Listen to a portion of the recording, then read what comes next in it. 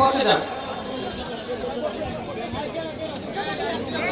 মেহেরবানি করে পাক উপমহাদেশের সর্বশ্রেষ্ঠ আলেমে দ্বীন আল্লামা শাহ কারামত আলী জৌনপুরী রাহমাতুল্লাহ আলাইহির যোগ্য উত্তরসূরি আল্লামা মুফতি ডক্টর সৈয়দ মোহাম্মদ এনায়েতুল্লাহ আব্বাসী সিদ্দিকী পীর সাহেব জৌনপুরী। নারায়ে তাকবীর, আল্লাহু আকবার, নারায়ে তাকবীর, আল্লাহু আকবার, নারায়ে রিসালাত, ইয়া রাসূলুল্লাহ। জৌনপুরী দরবার শরীফ জিন্দাবাদ, জিন্দাবাদ। জৌনপুরীর আলো ঘরে ঘরে জাগো, নারায়ে তাকবীর, আল্লাহু আকবার। ইন্নাল হামদালিল্লাহ নাহমাদুহু ওয়া নাস্তাঈনুহু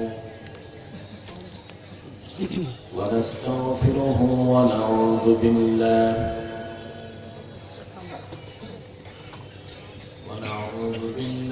মিন শুরুরি আনফুসিনা ওয়া মিন সাইয়্যাতি আ'মালিনা।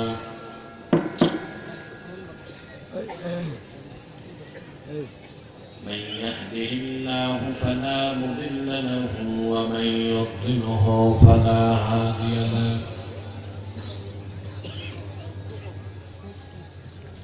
ونشهد أن لا إله إلا الله الحي القيوم الذي لا تأخذه سنة ولا نوم. ونشهد أن سيدنا وحبيبنا ومولانا محمدا عبد الله ورسوله صلى الله عليه وعلى آله وصحبه وسلم، الذي أكمل الله به قصر النبوة،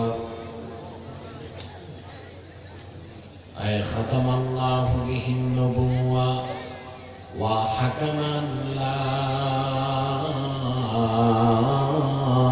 نبي بعده، وأعلن في القرآن بالبرهان أن محمدا صلى الله عليه وسلم خاتم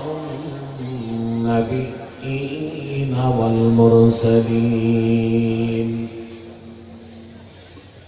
الذي أرسله بالحق بشيرا ونذيرا وداعيا إلى الله بإذنه وسراجا منيرا. فقد قال الله تعالى في كلامه المجيد والفرقان الحميد: أعوذ بالله من الشيطان الرجيم. بسم الله الرحمن الرحيم. ومن الناس من يتخذ من دون الله أندادا يحبونهم كحب الله، والذين آمنوا أشد حبا لله.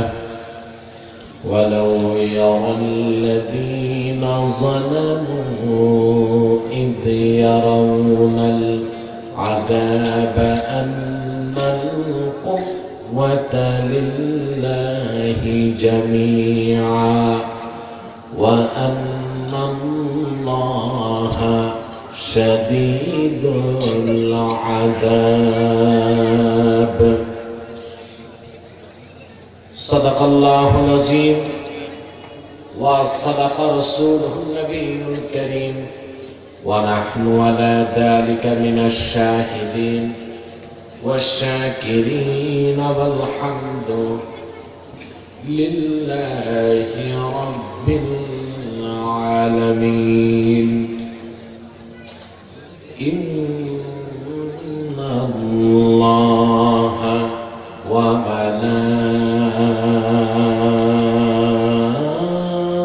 وملائكته يصلون على النبي يا أيها الذين آمنوا صلوا عليه وسلموا تسليما. اللهم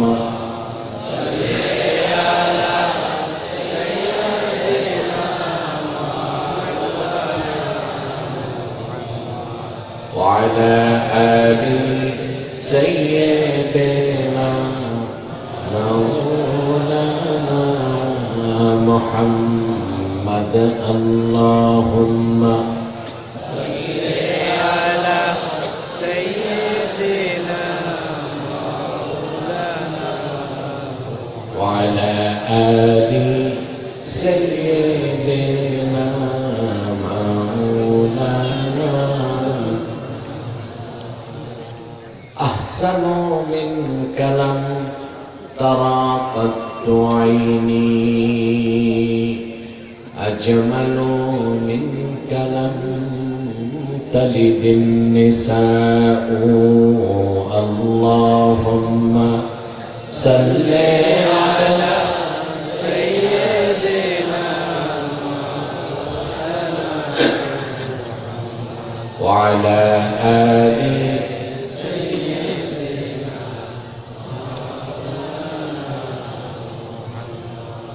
خلقت مبرأ من كل عيب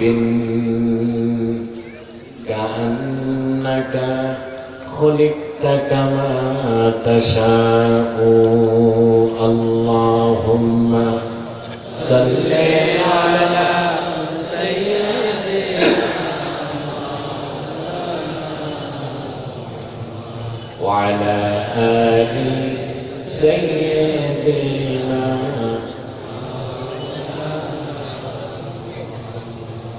محمد رسول الله صلى الله عليه وسلم. ختم الله به النبوة وحكم أن لا نبي بعده. بلغ العلا بكماله كشف الدجى بجماله حسنت جميع خصاله. সম্মানিত সুধী, আমরা কিছু সময় আল্লাহ তাআলার জিকির করে তার সাথে একটু সম্পর্ক করে নেই। হৃদয়ের সবটুকু আবেগ, উচ্ছ্বাস, অনুভূতি এবং শ্রদ্ধাকে উজাড় করে সমবেত কণ্ঠে পড়ুন লা ইলাহা ইল্লাল্লাহ লা ইলাহা ইল্লাল্লাহ মহব্বতে লা ইলাহা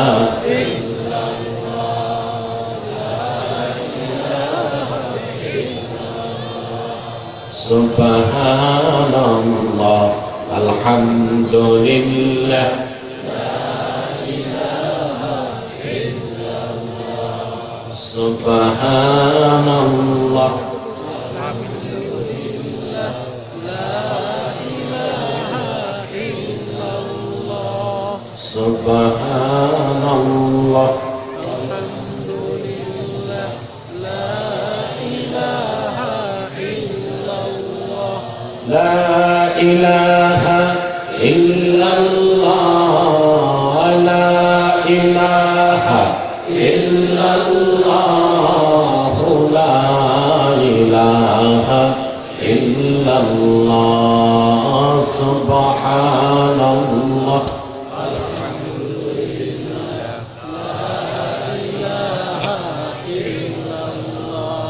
সুবহানাল্লাহ আলহামদুলিল্লাহ লা ইলাহা ইল্লাল্লাহ হাসবি রব্বি জাল্লাল্লাহু মা ফি قلبي غير الله نور محمد صلى الله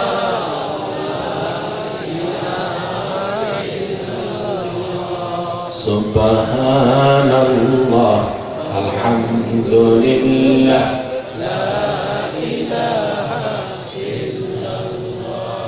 اللہ اللہ بولو بندے اللہ اللہ بولو اللہ اللہ بولو بندے اللہ اللہ بولو ذکر اللہ کرتے ہوئے راہ جنت چلو لا الہ الا اللہ ابھی چلے سبحان اللہ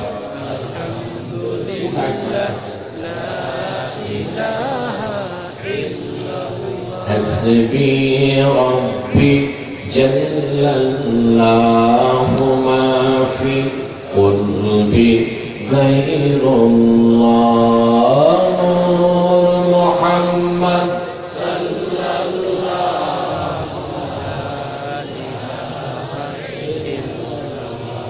ذکر خدا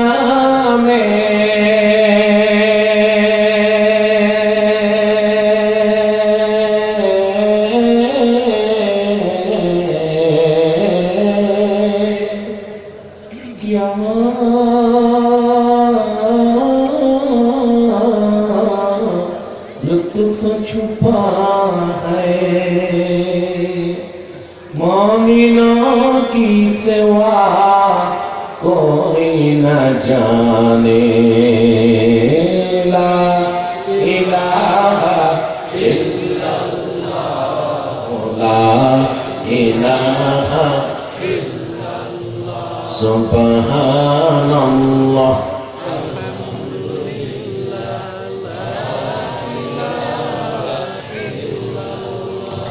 حسبی ربی جل اللہ ما فی نور محمد صلی اللہ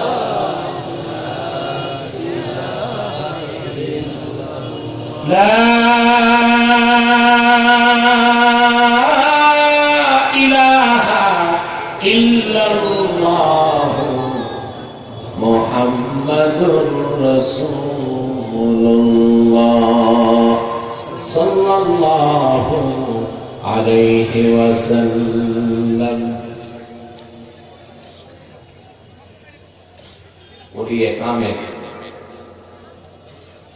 پیر مکمل حضرت مولانا شاہ صوفی حافظ سمر احمد صدیقی القریشی পীর সাহাব জনপুরি রহমতুল্লাহ দশম অফাত দিবস উপলক্ষে আয়োজিত আজকে 2 দিন ব্যাপী বার্ষিক ইসলামের সওয়াব ও দোয়া মাহফিলের সম্মানিত সভাপতি আল্লামা শাহ সুফি মাওলানা মুহাম্মদ শামসুল আরিফিন সিদ্দিকী আল কুরাইশি পীর সাহাব জনপুরি বারাকাল্লাহু ফি উমরি হযরত উলামায়ে কেরাম তুলাবায়ে ইসলাম বিভিন্ন প্রান্ত থেকে আগত আমার দিনদার ইমানদার মুসলমান ভাই ও বন্ধুগণ সকলকে অন্তরের অন্তঃস্থল থেকে জ্ঞাপন করছি মোবারক সবটুকু শুকরিয়া আল্লাহ সুবহানাহু ওয়া তাআলার জন্য যিনি আজকে এই মুতাবাররাক মাহফিলে আমাদেরকে আশার বসার তৌফিক এনায়েত করেছেন। সেজন্য আসুন আমরা সকলে একবার অবনত চিত্তে হৃদয়ের আবেগ অনুভূতি উজাড় করে সমবেত কণ্ঠে বলি আলহামদুলিল্লাহ। বেশুমার দরুদ ও সালাম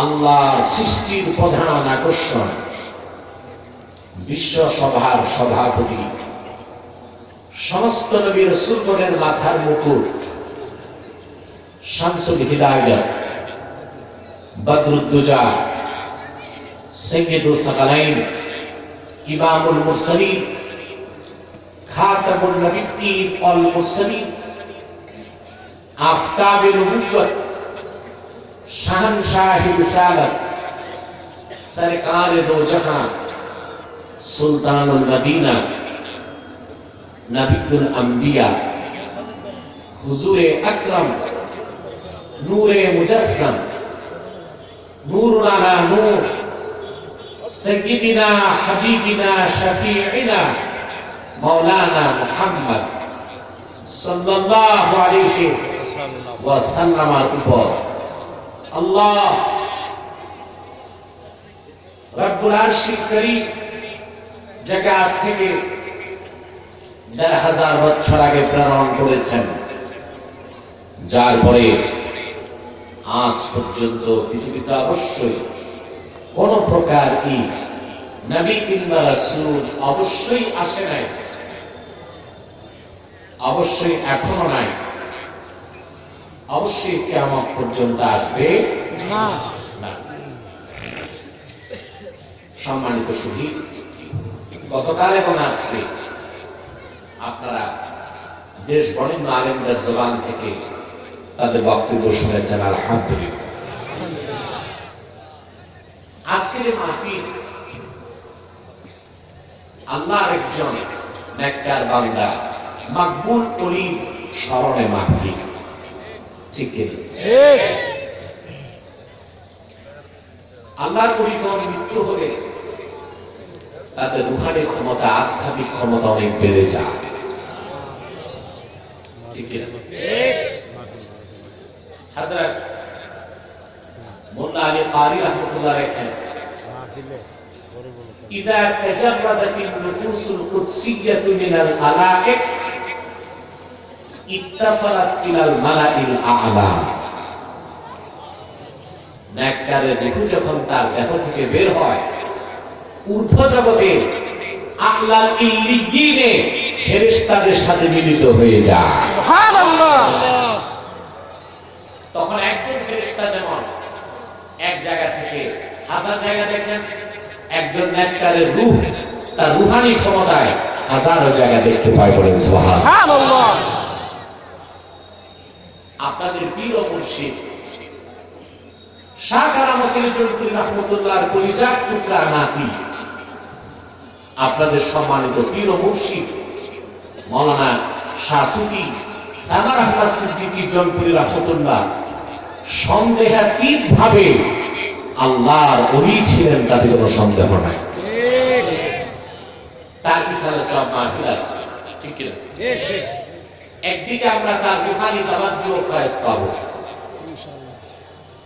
ফয়জানে কারামাত আলীতে আল্লাহ তাআলা এই মাহফিলকে ভরপুর করে দিবেন। যারা এসেছেন আসার পেছনে পার্থিব জাগতিক কোন স্বার্থ আমাদের নাই, আমরা যারা এসেছি কেবলমাত্র আল্লাহ ও তার হাবিব নূর নবী মুহাম্মদ সাল্লাল্লাহু আলাইহি ওয়াসাল্লামের রাজি ও খুশির জন্য এসেছি, ঠিক কিনা বলেন? অন্য কোন উদ্দেশ্য আমাদের নাই। আর এখানে আমাদের আগমনটা কোন ব্যক্তি কেন্দ্রিক নয়, একান্তই কোরআন কেন্দ্রিক। আল্লাহর কোরআনের পক্ষে যাদের ধন, যাদের মন, যাদের শ্রম, প্রচেষ্টা, মেহনত, শ্রম, সাধনা থাকে, আল্লাহর কাছে তাদের একমাত্র বিনিময় হলো আল্লাহর জান্নাত। সুবহানাল্লাহ। এটা কি আমার কথা? জোরে বলতে হবে।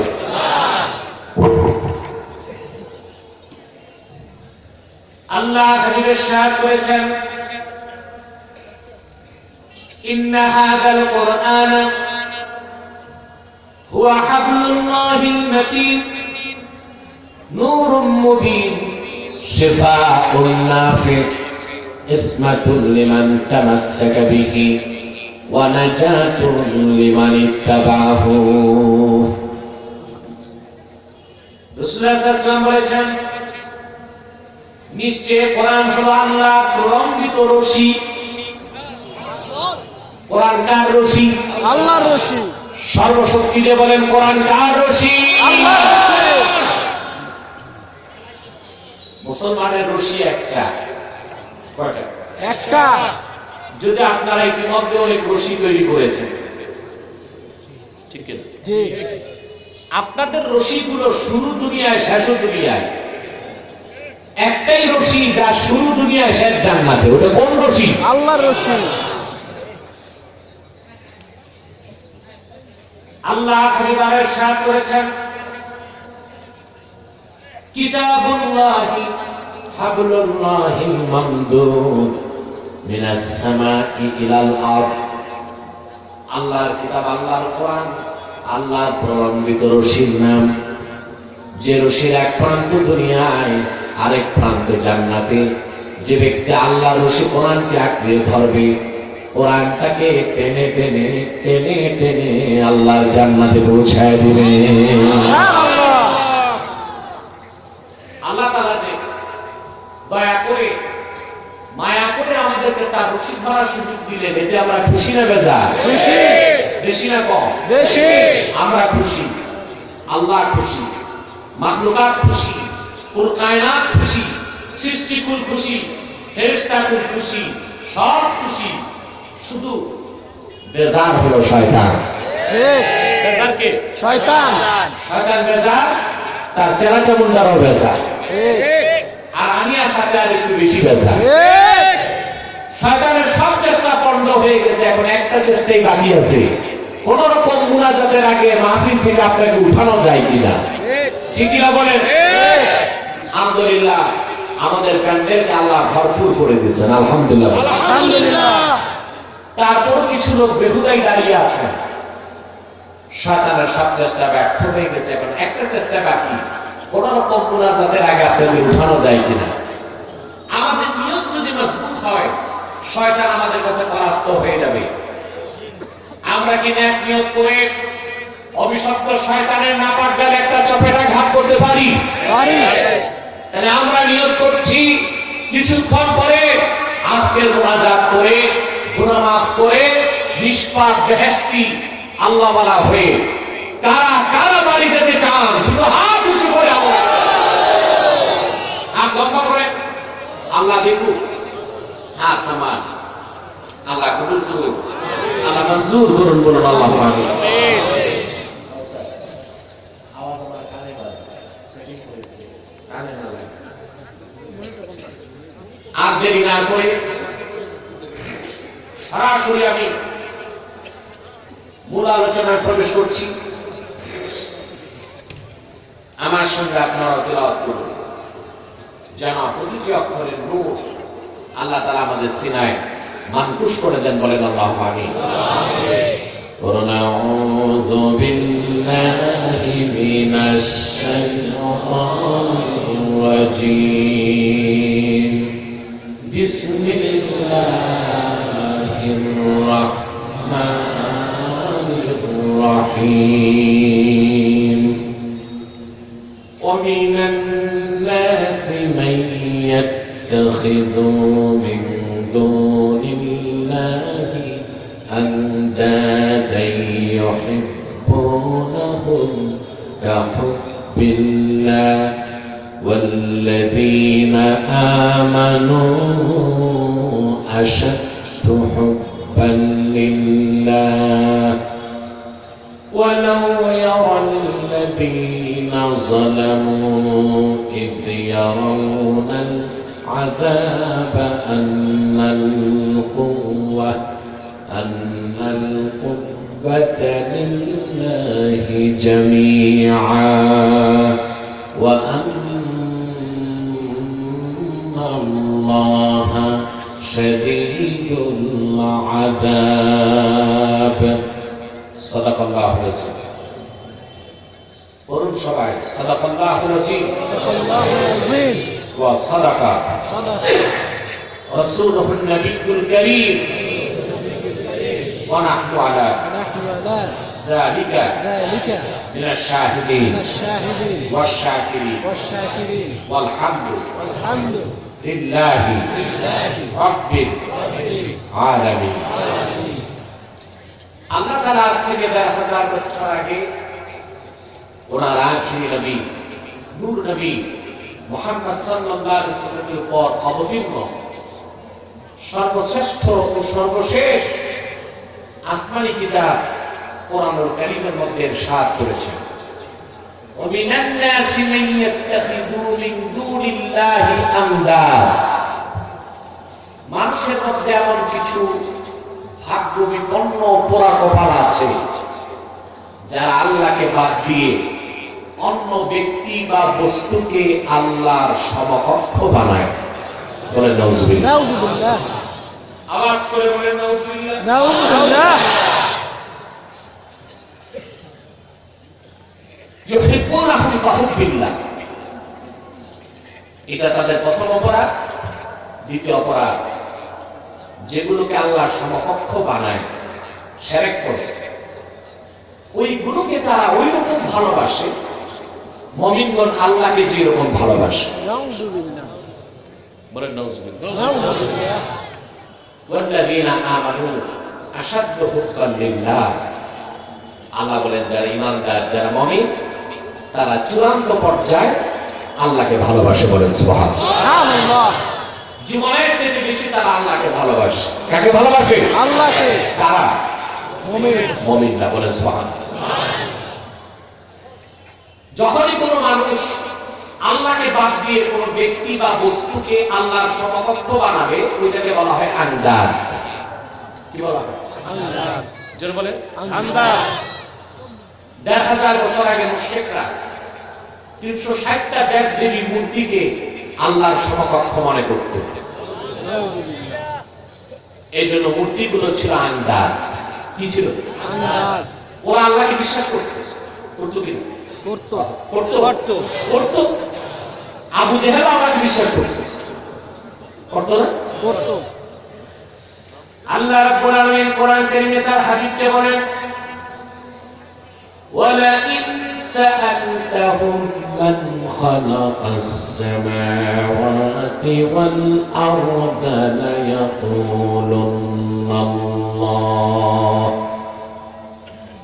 মুহাম্মদ সাল্লাল্লাহু আলাইহি ওয়াসাল্লাম, যদি আপনি তাদের প্রশ্ন করেন এই আকাশ ও জমিন কে সৃষ্টি করেছেন, আবু জাহেল, আবু লাহাব, বড় বড় কাফেররা নির্দ্বিধায় জবাব দিবে, যিনি সৃষ্টি করেছেন তিনি আর কেউ নন, তিনি হলেন আল্লাহ। আল্লাহ তাআলা বলেন, হাবিব তাহলে প্রশ্ন করেন, আল্লাহকে বিশ্বাস করার পরে হাতে বানানো ৩৬০টা খোদা নামের বেহুদার কেন ইবাদত করে? মুশরিকরা জবাব দিয়েছে, ওয়ামা না'বুদুহুম ইল্লা লিয়ুকাররিবুনা ইলাল্লাহি যুলফা। তারা জবাব দিয়েছে, আমরা আল্লাহকে বিশ্বাস করি, মানি, এই ৩৬০টা মূর্তি দেব দেবীর ইবাদত করি, তাদের মান্যত করি, তাদের সামনে মাথা নত করি, একমাত্র কারণ এটাই যেন তারা আমাদেরকে আল্লাহর কাছাকাছি পৌঁছায় দেয়। বলেন নাউজুবিল্লাহ।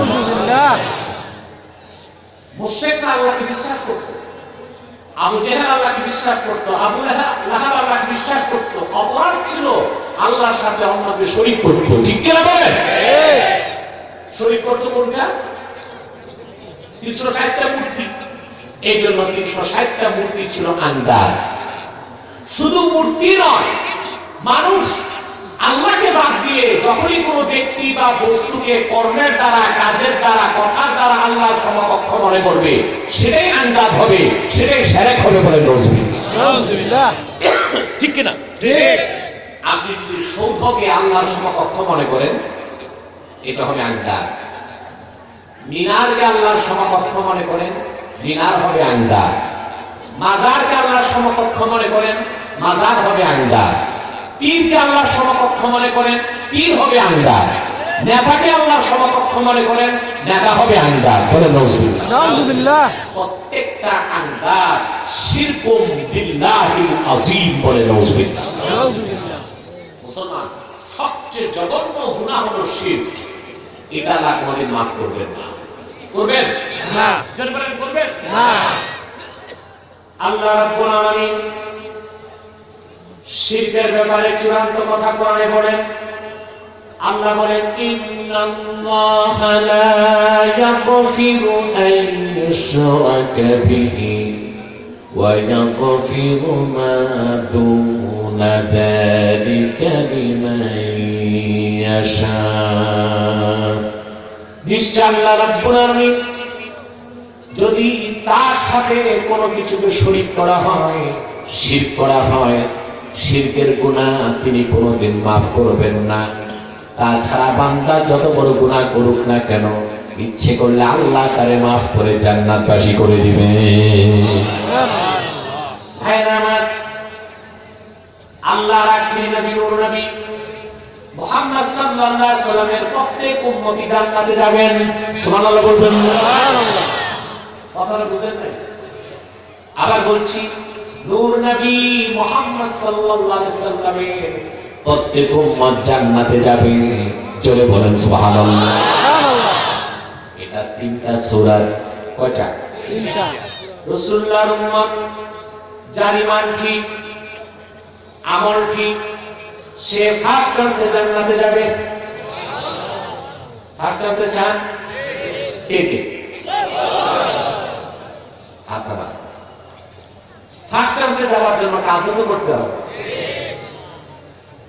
রাসূলুল্লাহর প্রত্যেক সেই উম্মত যার ঈমান ঠিক, আমল ঠিক, ফার্স্ট চান্সে জান্নাতে যাবে। দ্বিতীয় সূরা, যার ঈমান ঠিক, আমল ঠিক ছিল না, গুনার কাজ করেছে, জিনা ব্যভিচার করেছে, নামাজ পড়ে নাই, রোজা রাখে নাই, অন্যায় করেছে, চুরি চামারি করেছে, দুর্নীতি করেছে, লাম্পট্য করেছে, সে লোকটাও যদি মৃত্যুর আগে তওবার মতো তওবা করতে পারে, আল্লাহ তাকেও ক্ষমা করে জান্নাত দিয়ে দিবেন। সুবহানাল্লাহ। আকাশের নিচে জমিনের উপর এমন কোন গুনাহ নাই যেটা তওবা নাই। ঠিক কিনা বলেন? এক লোক ইমাম আযম আবু হানিফা রাহমাতুল্লাহর কাছে যে বললেন, হুজুর, এক হতভাগা তার মার সাথে জিনা করছে, তারপর মাকে হত্যা করেছে, হত্যার পর মায়ের মাথার খুপড়িতে মদ পান করেছে, তার মতো গুনাহগার কেউ কি আল্লাহ মাফ করতে পারেন?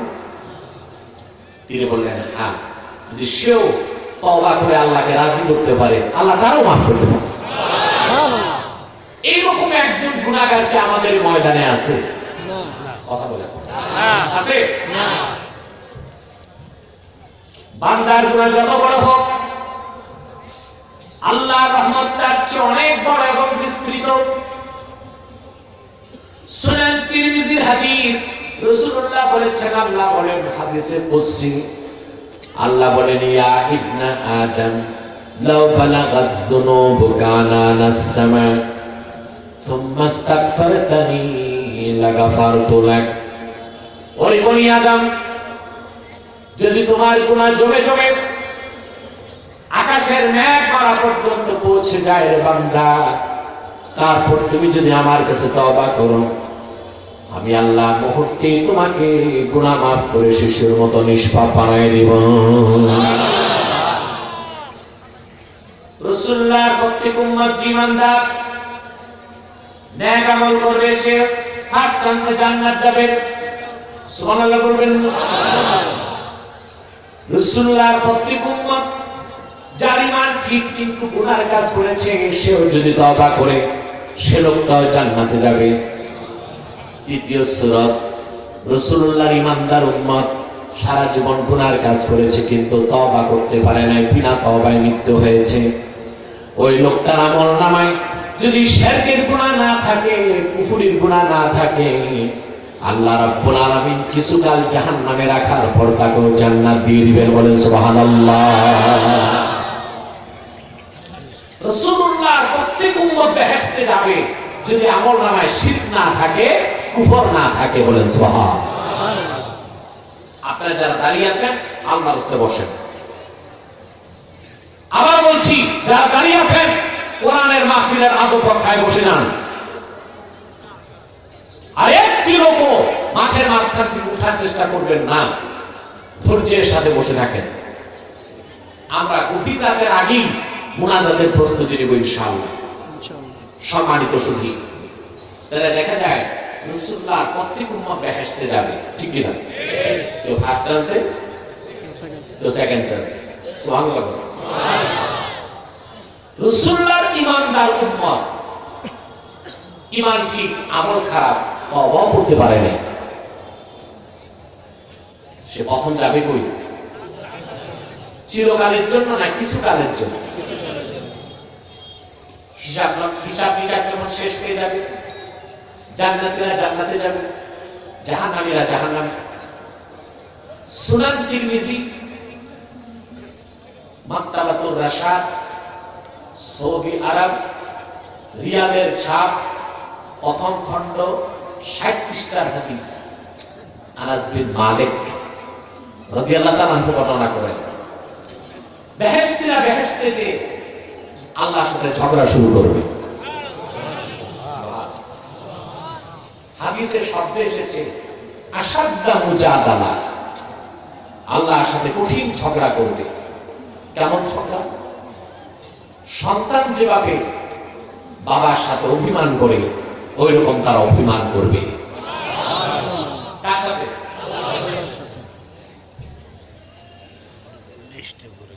আল্লাহ রাব্বুল আলামিন তাদের জিজ্ঞেস করবেন,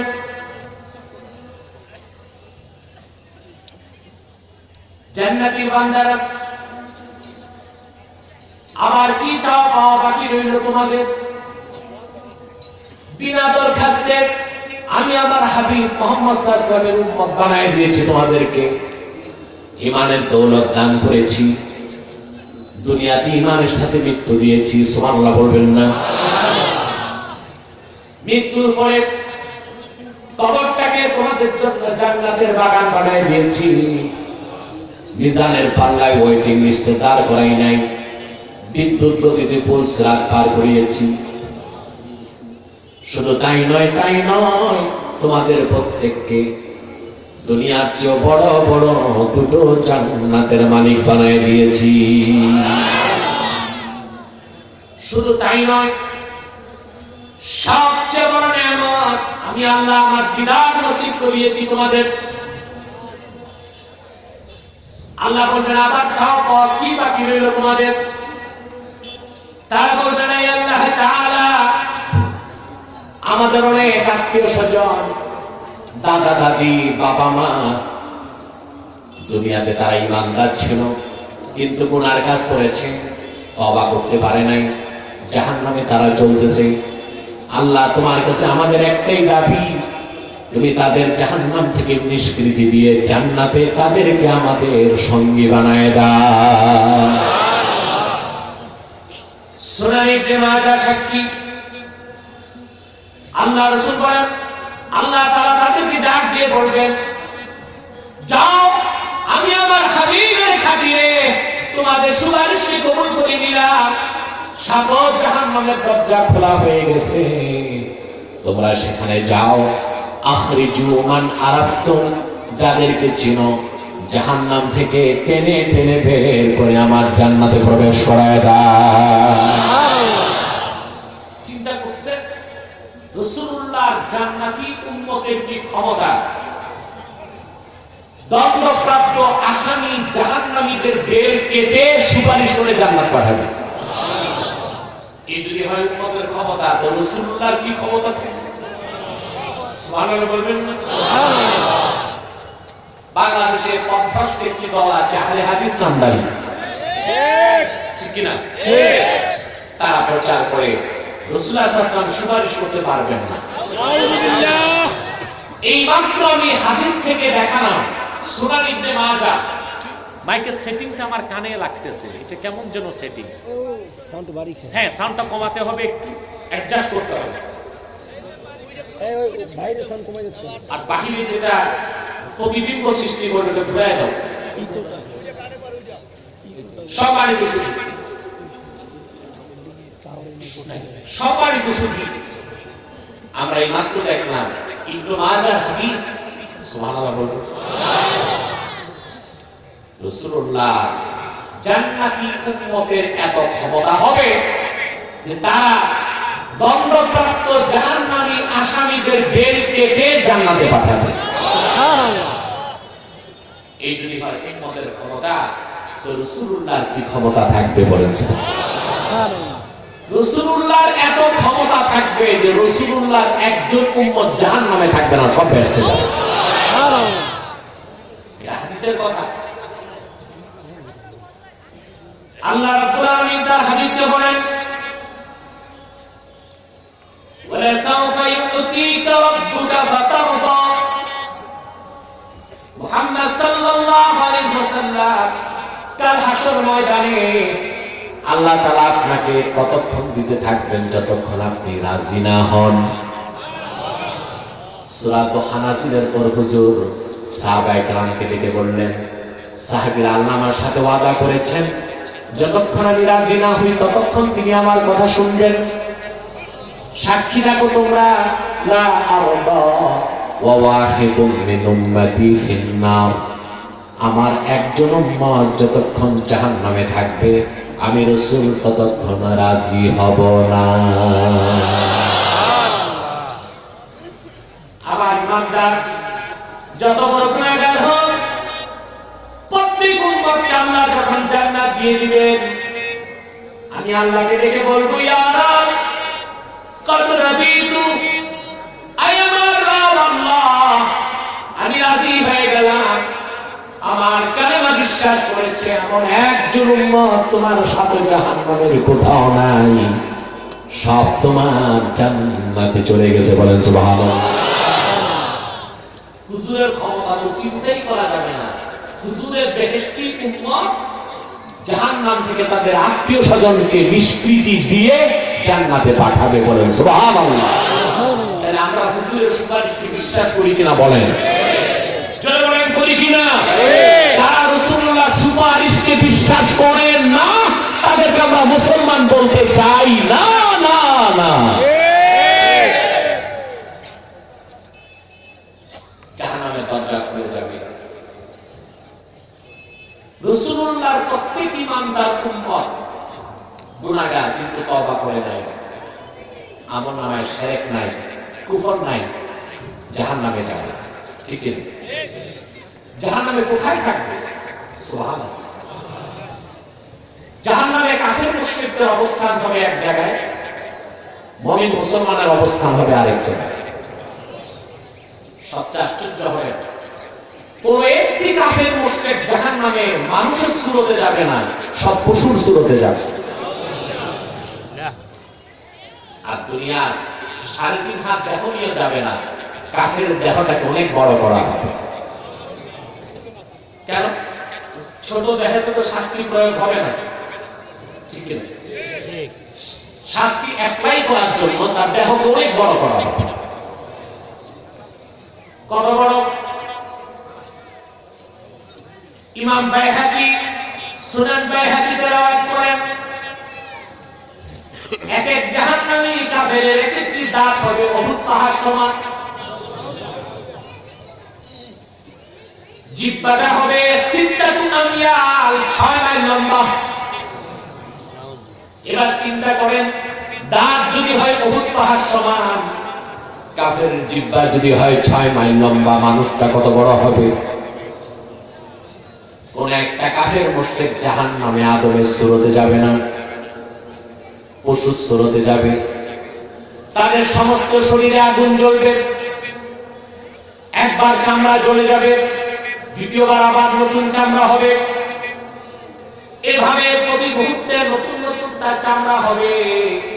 এক একবার যে শাস্তি প্রয়োগ করা হয়েছে, দ্বিতীয়বার তার মাত্রা বেড়ে যাবে, তৃতীয়বার তার মাত্রা বেড়ে যাবে। যতদিন যাবে শাস্তির মাত্রা বাড়তে থাকবে। কিন্তু নূর নবী মুহাম্মদ সাল্লাল্লাহু আলাইহি ওয়াসাল্লামের ঈমানদার উম্মত, যার ঈমান ঠিক থাকবে, আমলনামায় শিরক কুফর থাকবে না, যত বড় গুনাহগার হোক সেও জাহান্নামে যাবে, কিন্তু তার চেহারাতে আগুন লাগবে না। সুবহানাল্লাহ বলেন। রাসূলুল্লাহর উম্মত মানুষের সুরতেই যাবে। কোন সুরতে যাবে? দেহটাও যেরকম দুনিয়ায় ওই রকম থাকবে। কোন একজন মুমিনের চেহারায় জাহান্নামের আগুন লাগবে না। ইবনে মাজাহ সাক্ষী, জাহান্নাম খুলে দেওয়া হবে, জান্নাতীরা সেখান থেকে তাদের আত্মীয় স্বজনকে দেখতে পাবে। তারা দেখবে কারো হাঁটু পর্যন্ত আগুন জ্বলছে, কারো কোমর পর্যন্ত, কারো গলা পর্যন্ত। হাদিস সাক্ষী, ওয়ালা তাকুলুন নারু সুওয়ারাহুম, রাসূলুল্লাহর কোন একজন ঈমানদার উম্মতের চেহারায় জাহান্নামের আগুন স্পর্শ করবে না। কেন করবে না? রাসূলুল্লাহর উম্মত যত বড় গুনাহগার হোক, যদি তার আমলনামায় শিরক আর কুফর না থাকে, তার হাসর হবে উম্মতে মুহাম্মদী পরিচয়ে।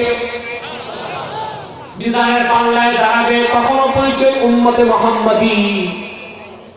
তওবা না করার কারণে কিছুকালের জন্য যে জাহান্নামে যাবে, তখনও তার পরিচয় থাকবে মুমিন মুসলমান। সারা শরীরে আগুন জ্বলবে, কিন্তু চেহারায় আগুন লাগবে না, কারণ রাসূলুল্লাহর উম্মতের ঈমান থাকবে চেহারায়। বলেন সুবহানাল্লাহ। হাদিস সাক্ষী, সমস্ত শরীর আগুনে জ্বলবে, কারো হাঁটু পর্যন্ত, কারো কোমর পর্যন্ত, কারো গলা পর্যন্ত। ওয়ালা তাকুলুন নারু সুওয়ারাহুম, কোন একজন মুমিনের চেহারায় জাহান্নামের আগুন স্পর্শ করবে না। তার কারণে ইয়াতালাউ নূরুল ঈমানে ফি উজুহিহিম, সুবহানাল্লাহ। মুমিনরা জাহান্নামে গেলেও তাদের চেহারায় ঈমানের নূর জ্বলবে। সেই ঈমানের নূরের খাতিরে জাহান্নামের আগুন তাদের চেহারায় স্পর্শ করতে পারবে না। বলেন সুবহানাল্লাহ। আল্লাহ জান্নাতীদেরকে বলবেন, আখরিজু মান আরাদতুম, আল্লাহু আকবার, আল্লাহু আকবার, আখরিজু মান আরাদতুম, আল্লাহু আকবার। জাহান্নাম খোলা আছে, যাকে চিনো বলো তাকে বের করা হবে, জান্নাত দেওয়া হবে। আল্লাহু আকবার, আল্লাহু আকবার। আপনার বাপকে আপনি বের করবেন যদি মুমিন হয়, বেহেশতি তার দাদা বের করবে। আপনার বন্ধু যদি জাহান্নামে যায় ঈমানের সাথে, তাকে আপনি বের করবেন। হক্কানি পীর তার মুরিদকে চিনবে এবং বের করে আনবে। সুবহানাল্লাহ। সবাইকে বের করা হবে, কারো হাঁটু পর্যন্ত জ্বলা, কারো কোমর পর্যন্ত, কারো গলা পর্যন্ত। এইরকম জ্বলা পোড়া কালো কোনো মানুষকে আল্লাহ বেহেশত দিবেন না। কালো কোন মানুষ? ল্যাংড়া, লুলা, কানা, বোবা। কথা বল ঠিক। কালো একটা বেহেশতে যাবে না। কালো মানুষের চিন্তায় পড়ে গেছেন নাকি? ল্যাংড়া, লুলা, কানা, বোবা, অন্ধ, বধির, মুখ প্যারালাইজড, কালো, সব বেহেশতে যাবে। সুবহানাল্লাহ।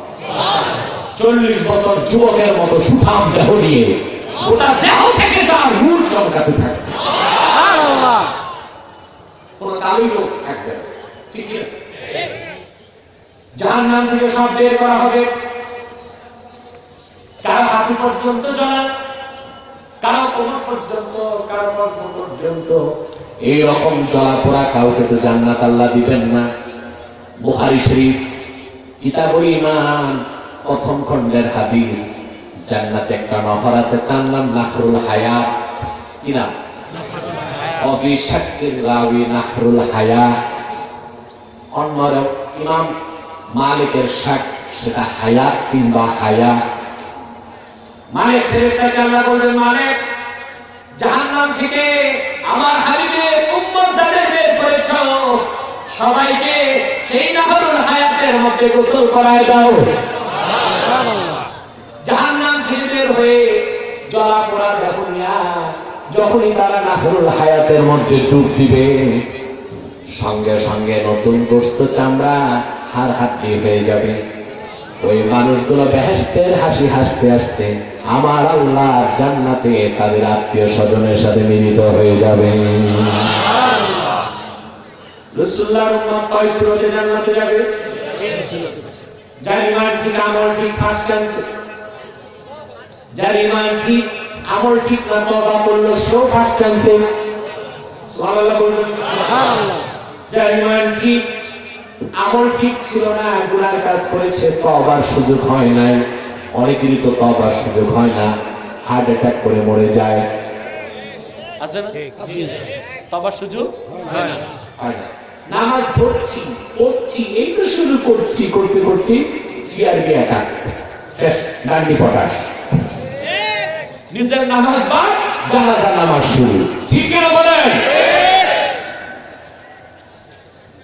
রাসূলুল্লাহর ইমানদার উম্মত তওবা যদি করতে নাও পারে, পাহাড় সমান গুনার বোঝা নিয়ে কবরে যায়, আল্লাহ তাকে জাহান্নাম দেবার পর কোন একদিন তাকে আল্লাহ জান্নাত দিবেন।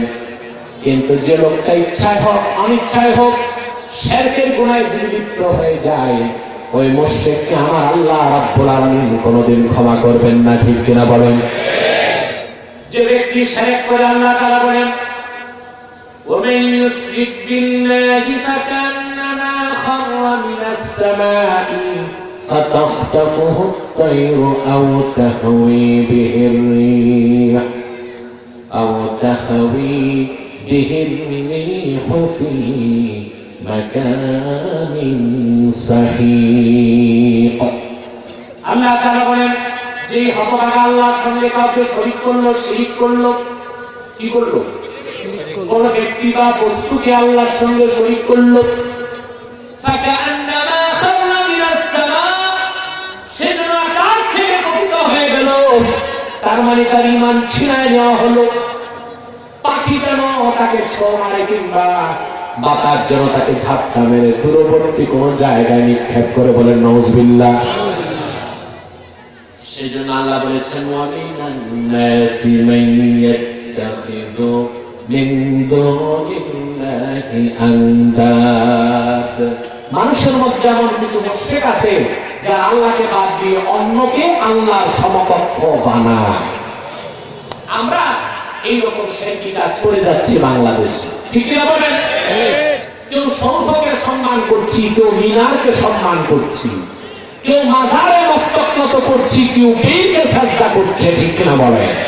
এই সব শিরকি কাজ। আমরা আহলে সুন্নাত মাজার জিয়ারতকে সমর্থন করি, করেন কিনা? কিন্তু মাজার পূজাকে সমর্থন করি না। আমরা হক্কানি পীরের কাছে যাওয়াকে সমর্থন করি, কিন্তু পীরকে যে সাজদা করে পুরোহিত বানানোকে সমর্থন করি না। এই শিরক হচ্ছে কিনা বাংলাদেশে? কথা বলে না। হচ্ছে কিনা? হচ্ছে। ওলিদের মাজারে যাবেন, তাতে অনেক ফায়দা। ফায়দা আছে কিনা? আছে। কথা বলে আছে। কেমন ফায়দা? অনেক ফায়দা। আল্লাহর ওলি নেককার যে জিয়ারত করে তাকে দেখতে পায়, রুহানি তাওয়াজ্জু দেয়। মুজাদ্দিদ আল-ফিসানি ওনার মাকতুবাত শরীফের মধ্যে লেখেন যে আমি প্রত্যেক সপ্তাহে আমার মার কবর জিয়ারত করতাম, প্রতি সপ্তাহে। আপনারা করেন বাবা মার কবর জিয়ারত? করি, বছর একবার করেন। তো আমিও যাই, সবরাতে হালুয়া রুটি খেয়ে এক প্যাকেট মোমবাতি আগরবাতি নিয়ে যান। ঠিক ঠিক। সাথে আবার ইমাম সাহেব নিয়ে যায় দোয়া করতে। ঠিক। ভাড়াটিয়া। ঠিক। ভাড়াটিয়া ইমাম সাহেব। ইমাম সাহেব যে হাত করে খুব কান্দো, হু হু করলো। যে ইমাম সাহেব তার বাবাকে দেখলো না, মাকে দেখলো, সে কিন্তু হু হু কাঁদে। এটা কি আসল কান্না কান্দো না পয়সার জন্য কান্দো? আপনি বাবা মার জন্য হাত তুলবেন, চোখের পানি ফেলবেন, কবর আযাব মাফ হয়ে যাবে। মুজাদ্দিদ দেখেন, স্বপ্নে একদিন আমার মা এসে বললেন, মুজাদ্দিদ প্রতি সপ্তাহে তুমি আমার কবরটা জিয়ারত করো, আমার কলিজা ঠান্ডা হয়ে যায় রে বাবা। কিন্তু আমার একটা দুঃখ আছে মনে, তুমি আমার কবর জিয়ারত করতে আসলে কবর থেকে আমি তোমার চেহারা দেখতে পাই না। মুজাদ্দিদ বলেন, মা কেন? তিনি বললেন, যখনই তুমি আমার কবর জিয়ারত করতে হাত তুলো, এত বেশি রহমতের ফেরেশতা আমার কবরে ঝরতে থাকে। ফেরেশতারা ভিক্ষের কারণে আমি কবর থেকে তোমার চেহারা দেখতে পাই না। সেজন্য তোমার প্রতি আমার নির্দেশ, যখনই তুমি আমার কবর জিয়ারত করতে আসবে, আমার কবরের সামনে চুপচাপ কিছু সময় দাঁড়ায় থাকবা। আমি কবর দেশ থেকে তোমার চেহারাটা দেখে আমি মা আমার কলিজা ঠান্ডা করব। যাওয়ার সময় 2 হাত তুলে তুমি আমার জন্য দোয়া করে বাড়ি চলে যাবা। বলেন সুবহানাল্লাহ। যদি আপনার বাপ মা ইমানদার হয়, দেখবে কিনা? দেখবে, কথা বলেন, দেখবে। মাজার জিয়ারত করবেন, সওয়াবের কাজ সুন্নত তরিকায় করতে হবে। ফতোয়া স্বামীতে এসেছে, আপনি যাবেন, পায়ের কাছ দিয়ে ঘুরে বুক বরাবর দাঁড়াবেন, ঠিক কিনা? তারপরে ফতোয়া স্বামীতে এসেছে, ইয়াকরাউ সূরাতুল ফাতিহা মাররাতান ওয়াহিদা ওয়া আয়াতুল কুরসি মাররাতান ওয়াহিদা ওয়া সূরাতুল ইখলাস 11 মাররাত। একবার সূরা ফাতিহা পড়বেন, একবার আয়াতুল কুরসি পড়বেন, 11 বার সূরা ইখলাস পড়বেন। হাত তুলে বলবেন, আল্লাহুম্মা আওসিল মা কারানা লিহাযাল মাইয়্যিত। আল্লাহ, যা করলাম এই মাইয়্যিতের রূহে পৌঁছায় দাও। সুবহানাল্লাহ। কবর আযাব মাফ হয়ে যাবে। নেককার ওলিকে যদি দেন, তার 70 গুণ রূহানি ফয়েজ আপনি নিয়ে বাড়িতে আসতে পারবেন। সুবহানাল্লাহ। কিন্তু ওখানে যে মস্তক করা, মান্নত করা, সুতা ফিতা জড়ি বুটা নিয়ে হাতে লাগানো হারাম, হারাম। শ্রদ্ধা করা শিরক, কবর তোয়াফ করা হারাম। সেখানে মাজার ধৌত করে বরকতের জন্য গোসল শরীফের নামে পানি খাওয়াই সব হারাম কাজ, জঘন্যতম বেদাত ও শিরকি কাজ। ঠিক কিনা বলেন? বাংলাদেশে অনেকেই পীরকে আল্লাহর সমকক্ষ বানাচ্ছে, মাজারকে আল্লাহর সমকক্ষ বানাচ্ছে, কেউ মিনারকে সমকক্ষ বানাচ্ছে, কেউ সৌরকে সমকক্ষ বানাচ্ছে, কেউ নেতাকে সমকক্ষ বানাচ্ছে। আল্লাহকে বাদ দিয়ে যে কোনো ব্যক্তি বা বস্তুকে আল্লাহর সমকক্ষ মনে করা জঘন্যতম শিরক। এই শিরকে যে লিপ্ত হবে সে মুশরিক হয়ে যাবে, যে মুশরিক হয়ে যাবে রাসূলুল্লাহর উম্মত থেকে সে বহিষ্কার হয়ে যাবে। ঠিক কিনা বলেন? অনন্তকাল তাকে জাহান্নামে জ্বলতে হবে। শিরকের গুনাহ থেকে আল্লাহ যেন আমাদেরকে রক্ষা করেন। বলেন আল্লাহু আকবার। আল্লাহু আকবার। তারপর আল্লাহ বলেন, ইউহিব্বুনাহুম কাহুব্বিল্লাহ। মুশরিকরা যেগুলোকে শরীক করে আল্লাহর সাথে, ওগুলোকে ভালোবাসে ওই রকম মুমিনগণ আল্লাহকে ভালোবাসে যেই রকম। এটা বুঝছেন? না বলতে কেমনে বুঝবেন? আমি একটু বলি, কথা বলছি। 1000 বছর আগে নূর নবী মুহাম্মদ সাল্লাল্লাহু আলাইহি ওয়াসাল্লাম, সাহাবায়ে কেরাম আল্লাহর দ্বীনের পক্ষে জিহাদ করছেন না? যুদ্ধ কয়টা হয়েছে? প্রায় 80টা। কতটা? 80টা। এতগুলো যুদ্ধে আল্লাহ রাসূল ও সাহাবায়ে কেরাম রক্ত দিলেন আল্লাহর ভালোবাসা। অপরদিকে এক বদর যুদ্ধে 70 কুরাইশ নেতা কাফের মরছে, ওরা রক্ত দিছে কার ভালোবাসায়? শয়তান, মূর্তি, আন্দার। ওইটা আল্লাহ বলেছেন, ইউহিব্বুনাহু কাহুব্বিল্লাহ। মুশরিকরা শিরকি জিনিসগুলোকে ওইরকম ভালোবাসে মুসলমানরা আল্লাহকে যেরকম ভালোবাসে। তারপর আল্লাহ তাআলা বলেন, ওয়াল্লাযীনা আমানু আশাদ্দু হুব্বান লিল্লাহ। যারা মুমিন তারা জীবনের চেয়ে বেশি আল্লাহকে ভালোবাসে। আপনারা কি জীবনের চেয়ে বেশি আল্লাহকে ভালোবাসতে পেরেছেন? এটা মুখের দাবি, কথা বলেন। কোন মুমিন জীবনের চেয়ে বেশি আল্লাহকে ভালোবাসতে পারে তাকে বলবো আমি? কথা বলেন ভাইরা আমার। একজন মানুষ যখন কালেমা পড়ে, ইকরার বিশ শাহাদাতাইন, মুখে কালেমা পড়ার দ্বারা তাসদীক বিল জানান, অন্তরে বিশ্বাস করে, তখন তার ইয়াকিনটা হয় ইলমুল ইয়াকিন। সে যখন আমল বাড়ায় তখন তার ইয়াকিন হয় আইনুল ইয়াকিন। আমল যখন আরো বাড়ায় তখন তার ইয়াকিন হয় হাক্কুল ইয়াকিন। যে বান্দার ঈমান কামিল হয়, ইয়াকিনটা হাক্কুল ইয়াকিন হয়ে যায়, ওই মুমিন 24 ঘন্টার, প্রতি ঘন্টার, প্রতি মিনিটের, প্রতি সেকেন্ডে আল্লাহর জন্য তার জীবন দিতে পারে। ঈমান তো আমাদের সবার আছে, আছে না? ঈমান কিন্তু সবার সমান। ঈমান সবার কি সমান? কথা বুঝেন নাই? আপনার ঈমান যা, আমার ঈমান তা, সিদ্দিক আকবরের ঈমানও ছিল তা। আসলুল ঈমান, ঈমানের মূল সবার সমান। আর ঈমানের মূল যেটা, এটা বাড়েও না কমেও না। সুবহানাল্লাহ বলে। ইমাম আযম বলেছেন, ইন্নাল ঈমানা লা ইয়াজিদু ওয়া লা ইয়ানকুস। ঈমান বাড়ে না, কথা বলেন, কমে না, ঈমান বাড়ে না, কমে না। আর ইমাম বুখারী বলেছেন, ইন্নাল ঈমানা ইয়াজিদু ওয়া ইয়ানকুস। ঈমান বাড়ে, ঈমান কমে। একজন মাযহাবের ইমাম, আরেকজন হাদিসের ইমাম, দুই ইমামের কথা এক না বিপরীত? কথা বলেন। চিন্তা করলে দেখবেন কোন পার্থক্য নাই, দুই কথা এক। ইন্না আসলাল ঈমান লা ইয়াজিদু ওয়া লা ইয়ানকুস। ঈমানের মূল জিনিস, এটা বাড়েও না কমেও না। ওয়ালাকিন্না নূরাল ঈমান ইয়াজিদু বিত্তাআতি ওয়া ইয়ানকুসু বিল মাসিয়া। কিন্তু ঈমানের নূর নেক আমল করার দ্বারা বাড়ে আর বদ আমলের দ্বারা কমে। সুবহানাল্লাহ বলে। আপনি যখন ঈমান আনবেন, ঈমান আনার পরে ফরজ ওয়াজিব আদায় করবেন, আপনার ইয়াকিনটা হবে ইলমুল ইয়াকিন। যখন ফরজ ওয়াজিবের পর রাসূলুল্লাহর সুন্নাত আদায় করবেন বেশি বেশি, আপনার ইয়াকিন হয়ে যাবে হাক্কুল ইয়াকিন, আইনুল ইয়াকিন।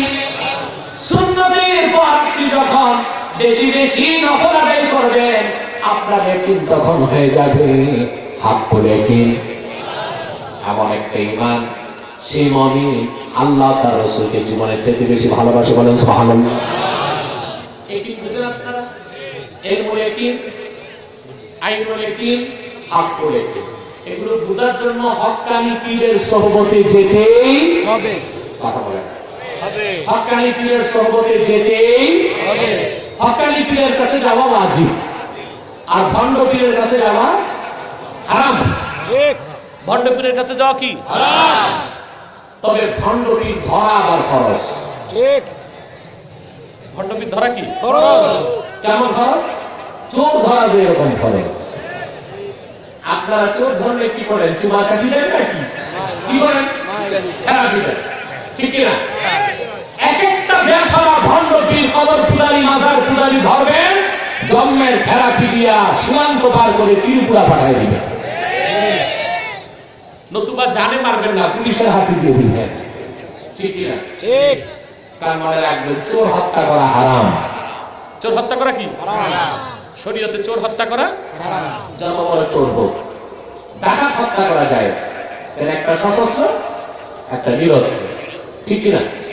নিরস্ত্রকে ইসলাম আঘাত করার কোন অনুমতি দেয় না। সুবহানাল্লাহ। সুবহানাল্লাহ। দুই একটা চোর থাকলে এখানে খুশি হয়ে যাবে, বাহ, আমাদের পক্ষেও তো বাংলাদেশে হুজুর পাওয়া গেছে। এটা আমার কথা না, ইসলামী শরীয়তের কথা আমি বললাম। ইসলাম সবার অধিকারকে সুসংহত করেছে, ঠিক না? বলে সম্মানিত সুধী, তাহলে ইয়াকিন কি? একটা ইলমুল ইয়াকিন, একটা আইনুল ইয়াকিন, আর একটা কি হাক্কুল ইয়াকিন। সুবহানাল্লাহ বলে। আমি সহজে বুঝাই দিই। অনেক দূরে ধোঁয়া উঠতেছে, ছেলে জিজ্ঞেস করলো, বাবা ওখানে কি? বাবা বললেন, ওখানে আগুন আছে। কি আছে? ছেলে বলতেছে, বাবা আগুন তো দেখা যাচ্ছে না। বাবা বললেন যে না, ধোঁয়া উঠতেছে মানে আগুন আছে। আগুন না থাকলে ধোঁয়া উঠতে পারে এটা এলমুল ইয়াকিন। এই আকাশ, এই জমিন, গ্রহ নক্ষত্র, গ্রহণপুঞ্জ, নিহারিকা, ধূমকেতু, সাগর, সমুদ্র, নদী, নালা, গাছপালা, দূর অন্তরিক্ষ, গোটা সৃষ্টি জগৎ আছে। এ কথার প্রমাণ দিচ্ছে স্রষ্টা একজন আছেন, যদিও তাকে দেখা যায় না। সৃষ্টি আছে তার মানে স্রষ্টা আছেন। স্রষ্টা ছাড়া সৃষ্টি অস্তিত্ব লাভ করতে পারে না, ঠিক কিনা বলে? ইমাম রাজি কাব্যের ভাষায় বলেন, বিকুল্লি নাবিয়্যিন বিকুল্লি আয়াতিন ওয়া ফি কুল্লি শাইইন লাহু আয়াতুন তাদুল্লু আলা আন্নাহু ওয়াহিদুন। আল্লাহর প্রত্যেকটা সৃষ্টির মধ্যে এমন একটা নিদর্শন আছে যে নিদর্শনে কথার প্রমাণ দিচ্ছে জগতের মালিক একজন, তিনি আল্লাহ। সৃষ্টি দেখে স্রষ্টাকে বিশ্বাস করে, এটা ইলমুল ইয়াকিন। সুবহানাল্লাহ বলবেন না? যেমন ধোঁয়া দেখে আগুনকে বিশ্বাস করলেন। ছেলে বলল, বাবা আগুন কেমন আমাদের একটু দেখাও। বাবা ছেলের হাত ধরে টেনে টেনে তারে আগুনের কাছে নিয়ে গেল। সন্তান যখন আগুন চোখে দেখলো তখন এটার নাম আইনুল ইয়াকিন। বাচ্চা মানুষ তো আগুনে একটা হাত ঢুকায় দিছে, জ্বলে গেছে, এটা হাক্কুল ইয়াকিন। সুবহানাল্লাহ বলে। মানুষ যখন ঈমান আনে, ফরজ ওয়াজিব আদায় করে, তখন তার ইয়াকিনটা হয় ইলমুল ইয়াকিন। যখন সে বেশি বেশি সুন্নাত আদায় করে তখন তার ইয়াকিন হয়ে যায় আইনুল ইয়াকিন। যখন সে বেশি নফল আদায় করে তখন তার ইয়াকিন হয়ে যায় হাক্কুল ইয়াকিন। রব্বুল আলামিন তার মারিফতের নূর তাকে দেখায় দেয়। সে লোকটি আল্লাহর জন্য জীবন উৎসর্গ করতে পারে। সুবহানাল্লাহ বলে। সব মুমিন পারে? আল্লাযীনা আমানু আশাদ্দু হুব্বান লিল্লাহ। ওই হাক্কুল ইয়াকিন যার আছে ওই মুমিন আল্লাহ ও তার রাসূলকে জীবনের চেয়ে বেশি ভালোবাসে, ঠিক কিনা বলে? কিন্তু আপনারা সবাই বলছেন আমরা আল্লাহকে জীবনের চেয়ে বেশি ভালোবাসি, এটা আপনাদের মুখের দাবি, এখনো কর্মে পরিণত করতে পারেন না। মুসলমান, আল্লাহর রাসূলের প্রত্যেক সাহাবীর ইয়াকিন ছিল হাক্কুল ইয়াকিন। এই জন্য প্রত্যেক সাহাবী 1000 বছর আগে আল্লাহ ও তার রাসূলকে জীবনের চেয়ে বেশি ভালোবাসতেন, বলেন সুবহানাল্লাহ। আসমাউর রিজালে একটা ঘটনা এসেছে। মদিনা শরীফে বহুত বড় এক ধনী মানুষ ছিল, যুবক, তার নাম আব্দুস শামস। কি নাম? আপনাদের কষ্ট হচ্ছে? মনে তাই হয়। কে কে ঘুমাচ্ছেন একটু হাত তুলে দেখেন তো। ঘুমান কি?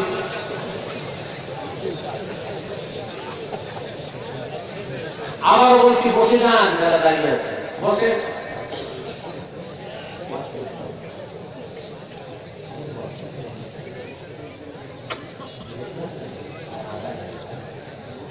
সম্মানিত সখী, সম্মানিত সম্মানিত সখী, যে কথা বলছিলাম, তাহলে রাসূলুল্লাহ সাহাবী, ওনার নাম আব্দুস শামস। কি নাম? জোরে বলেন। হুজুর যখন মক্কা থেকে হিজরত করে মদিনাতুত তাইয়্যিবাতে আসলেন, আব্দুস শামস তার বাবা ছিল না, চাচার কাছে থাকতেন। কার কাছে? মা ছাড়া তার কেউ ছিল না। চাচার কাছে এসে বলল, চাচা আমি সিদ্ধান্ত নিয়েছি আমি মুহাম্মদ সাল্লাল্লাহু আলাইহি ওয়াসাল্লামের দ্বীন ইসলামকে কবুল করব। কথা বলো। চাচা বলল, ঠিক আছে, শর্ত একটা, আমি তোমাকে যত ধন দৌলত সম্পদ দিয়েছি সব ফেরত দিতে হবে। সে বলল, সবই ফেরত দিলাম। কাফের চাচা নিষ্ঠুর তার মন। সে বলল, তোমার শরীরের পোশাকগুলো তো আমার দেওয়া, এটাও তুমি খুলে দিতে হবে, নতুবা তোমাকে মুহাম্মদ সাল্লাল্লাহু আলাইহি ওয়াসাল্লামের কাছে যেতে দেওয়া হবে না। পাথর আর কাফেরের মন কোনটা বেশি শক্ত বলেন? কাফেরের মন, জোরে বলেন, কাফেরের মন। তুমি গানে বলেছেন दो रंगी छोड़ दे एक रंग हो जा सरापा मोम बन या संग हो जा দুই রং ছাড়ো এক রং ধরো হয় তুমি মোমের মতো বলে খাঁটি মুমিন হয়ে যাও কিংবা পাথরের মতো শক্ত কাফের হয়ে যাও। কাফেরের মন পাথরের চেয়েও শক্ত, ঠিক কিনা বলে? তার কারণ হলো শক্ত পাথর আল্লাহর ভয়তে কান্না করে, সেজন্যই পাথর থেকে পাহাড় থেকে নদীর সৃষ্টি হয়। কিন্তু কাফেরের মন এতটাই শক্ত, কোরআনের অমীয় সুধা হেদায়েতের পানি তা হৃদয় গলাতে পারে না। যে কাফেরের মনকে আল্লাহ খতম মেরে দিচ্ছেন, ঠিক না? নিষ্ঠুর চাচা বলল, তোমার শরীরের পোশাকটাও তো আমার, এটা খুলে দাও, তাইলে তোমাকে মুহাম্মদ সাল্লাল্লাহু আলাইহি ওয়াসাল্লামের কাছে যেতে দিব। আব্দুস শামস শরীরের পোশাকগুলো খুলে চাচার হাতে দিয়ে দিলেন। আরবের সেরা ধনী ধনাঢ্য যুবক আব্দুস শামস উলঙ্গ অবস্থায় তার মায়ের কাছে দৌড়িয়ে গিয়ে গেল। মা যুবক ছেলের অবস্থা দেখে কান্না করতে লাগলেন, বাবা তোমার পোশাক কোথায়? তিনি বললেন, মা আমি ইসলাম গ্রহণ করবো শুনে চাচা সব কিছু কেড়ে নিয়েছেন, শরীরের পোশাকটাও দেয়নি, সেটাও কেড়ে নিয়েছেন। আব্দুস শামস বললেন, মা মনে হয় এটাই তোমার আমার জীবনের শেষ সাক্ষাৎ। সন্তান হিসেবে নিজের শরীরটা ঢাকার জন্য একটা কাপড় ভিক্ষা চাই তোমার কাছে, যে কাপড়টা শরীরের মধ্যে জড়িয়ে আমি রাসূলুল্লাহর কদমে হাজিরা দিব। সুবহানাল্লাহ। গরিব মা পুরনো একটি কম্বল তাকে ছুঁড়ে মারলেন। পুরনো একটি কম্বলকে সম্বল করে আরবের সেরা ধনী আব্দুস শামস মদিনা শরীফ আসলেন। মসজিদ নববী সিঁড়ির মধ্যে বসে আছেন, আসর নামাজ চলছে। নামাজ শেষ, হুজুর যখন বের হয়ে আসলেন জিজ্ঞেস করলেন, তোমার নাম কি? যুবক বললেন, আব্দুস শামস। কেন এসেছ? তিনি বললেন, আরাদতু আন উবাইআকা ইয়া রাসূলুল্লাহ, এসেছি আপনার হাতে কালেমা পড়ে মুসলমান হওয়ার জন্য। হুজুর বললেন, তাহলে আজ থেকে তোমার নাম আর আব্দুস শামস নয়, আমি রাসূল তোমার নাম রেখে দিলাম আব্দুল্লাহ। আব্দুস শামস মুসলমান হয়ে গেলেন। ঈমান আনার পরে রাসূলুল্লাহর সাথে সকল জিহাদে তিনি অংশগ্রহণ করলেন। মক্কা বিজয়ের পরে আল্লাহ রাসূলের সবচেয়ে বড় জিহাদ ছিল তাবুক ময়দানের জিহাদ। সুবহানাল্লাহ বলবেন না? যেটা তাবুক হলো মদিনা শরীফ থেকে প্রায় 750 কিলোমিটার দূরে। রোমান খ্রিস্টানরা আরবে হামলা করতে চেয়েছিল। রাসূলুল্লাহ সাল্লাল্লাহু আলাইহি ওয়াসাল্লাম তখন 30,000 সৈন্য নিয়ে তাবুক গেলেন। আল্লাহ রাসূলের আগমনের কথা শুনে বিনা যুদ্ধেই খ্রিস্টান রোমকরা পালায় গেছে। তাবুক ময়দানে হযরত আব্দুল্লাহ হুজুরকে বললেন, ইয়া রাসূলুল্লাহ ইয়া হাবিবাল্লাহ, ঈমান আনার পরে যতগুলো যুদ্ধে গেলাম নিয়ত ছিল শাহাদাতের পেয়ালায় শরবত পান করে আল্লাহর কাছে যাব। এতগুলো যুদ্ধে গেলাম, শাহাদাত নসিব হয় নাই। হুজুর আপনি তাবুক ময়দানে আজকে আমার জন্য দোয়া করে দেন, আল্লাহ রাব্বুল আলামিন যেন আমার কপালে শাহাদাতের নসিব লিখে দেন। হাদিস সাক্ষী হুজুর দোয়া করলেন হাত তুলে, আল্লাহুম্মা ইন্নী উহাররিমু দামাহু আলাল কুফফার, মামুন আমি আমার আব্দুল্লাহর উপর কাফেরদের রক্তকে হারাম ঘোষণা করছি। আল্লাহু আকবার। সাহাবী দোয়া চাইলেন শাহাদাতে, আর হুজুর বললেন আল্লাহ আমি আব্দুল্লাহর রক্ত কাফেরদের জন্য হারাম ঘোষণা করছি। সাহাবী কান্না করতে লাগলেন, হুজুর আমি তো এই দোয়া চাই নাই, শাহাদাতের দোয়া চেয়েছি। হুজুর বললেন আব্দুল্লাহ শোনো, লাউ খারাজতা গাজিয়ান ফাআখাযাতকাল হুম্মা ফাতাকতুলুকা ফাআনতা শাহীদ, যদি তুমি আল্লাহর দ্বীনের পথে আল্লাহর পথে জিহাদ করার জন্য বের হয়ে যাও, কোন কাফেরের তরবারির আঘাত যদি তোমার নাও লাগে, সামান্য জ্বরে আক্রান্তের কারণে যদি তোমার মৃত্যু হয়, আল্লাহ রাব্বুল আলামিন তোমার শহীদের সওয়াব দিয়ে দিবে। তাবুক ময়দানে রাতের বেলা বৃষ্টি হলো, ঝড় হলো, তুফান হলো, সাহাবায়ে কেরাম ভিজে গেলেন। আব্দুল্লাহ যুলকারনাইন ভিজার কারণে তার জ্বর আসলো। হুজুর যে কথা বললেন তাই হলো, জ্বরে আক্রান্ত হয়ে আব্দুল্লাহ যুলকারনাইন শহীদ হয়ে গেলেন। রাসূলুল্লাহ সাল্লাল্লাহু আলাইহি ওয়াসাল্লাম সাহাবায়ে কেরামকে বলেন, সাহাবীরা জলদি করে তার গোসল দাও, কাফন করাও। ফজর নামাজের আগে আমি রাসূল নিচে তার জানাজার নামাজ পড়াবো। সাহাবী গোসল হয়ে গেল, কাফনের কাপড় নাই। সাহাবায়ে কেরাম দৌড়ে এসে বললেন, হুজুর আপনার আব্দুল্লাহর কাফন দেওয়ার মতো কোনো কাপড় তো নাই। হুজুর বললেন তার সঙ্গে কি আছে? তারা বললেন, হুজুর ইসলাম কবুল করার দিন যে কম্বলটা দেখেছিল সেই কম্বলটাই আছে। হুজুর বললেন কম্বলটা 2 টুকরা করো। আরবিতে পুরনো কম্বল বা কাপড়কে বলা হয় বাজিদুন, দ্বিবচন হলো বাজাদাইন। পুরনো কম্বলকে 2 টুকরা করা হলো, তা দিয়ে হযরত আব্দুল্লাহর কাফন হলো, এই জন্য তার নাম আব্দুল্লাহ যুল বাজাদাইন। সাহাবায়ে কেরাম বললেন, ইয়া রাসূলুল্লাহ ইয়া হাবিবাল্লাহ, মাথা ঢাকলে তার পা খোলা থাকে, পা ঢাকলে মাথা খোলা থাকে। হুজুর বললেন কম্বল দিয়ে তার মাথাটা ঢেকে দাও, পাটা। আর একটা ঘাস পাওয়া যায় তার নাম ইদখির। হুজুর বললেন ইসখির ঘাস দিয়ে তার পা ঢেকে দাও। জানাজা হয়ে গেল। হাদিসের রাবী আব্দুল্লাহ বিন মাসউদ বলেন, আমি দেখলাম তাবুক ময়দানে এক কোণায় আগুন জ্বলছে।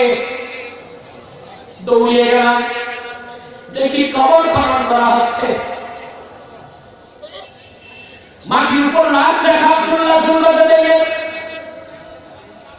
কে কবর খুঁড়ছেন? আবু বকর সিদ্দিক, ওমর ইবনুল খাত্তাব, হযরতে বেলাল, তিনজন মিলে কবর খুঁড়লেন। আব্দুল্লাহ যুল বাজাদাইনের লাশ জান্নাতের টুকরা কবরে রাখা হলো। আমি দেখলাম নূর নবীজি নিজের পবিত্র নূরের হাত দিয়ে তার চেহারাটা কিবলামুখী করে দিলেন। তখনও দাফন হয় নাই। আমি দেখি হুজুর দোয়া করতেছেন, আল্লাহুম্মা ইন্নী কদ আমসাইতু রাদিয়ান আনহু ফারদানহু। আল্লাহ আজকে রাত পর্যন্ত আমি আব্দুল্লাহ যুল বাজাদাইনের উপর রাজি ছিলাম, এখন থেকে স্বয়ং তুমি আল্লাহ তার উপর রাজি হয়ে যাও।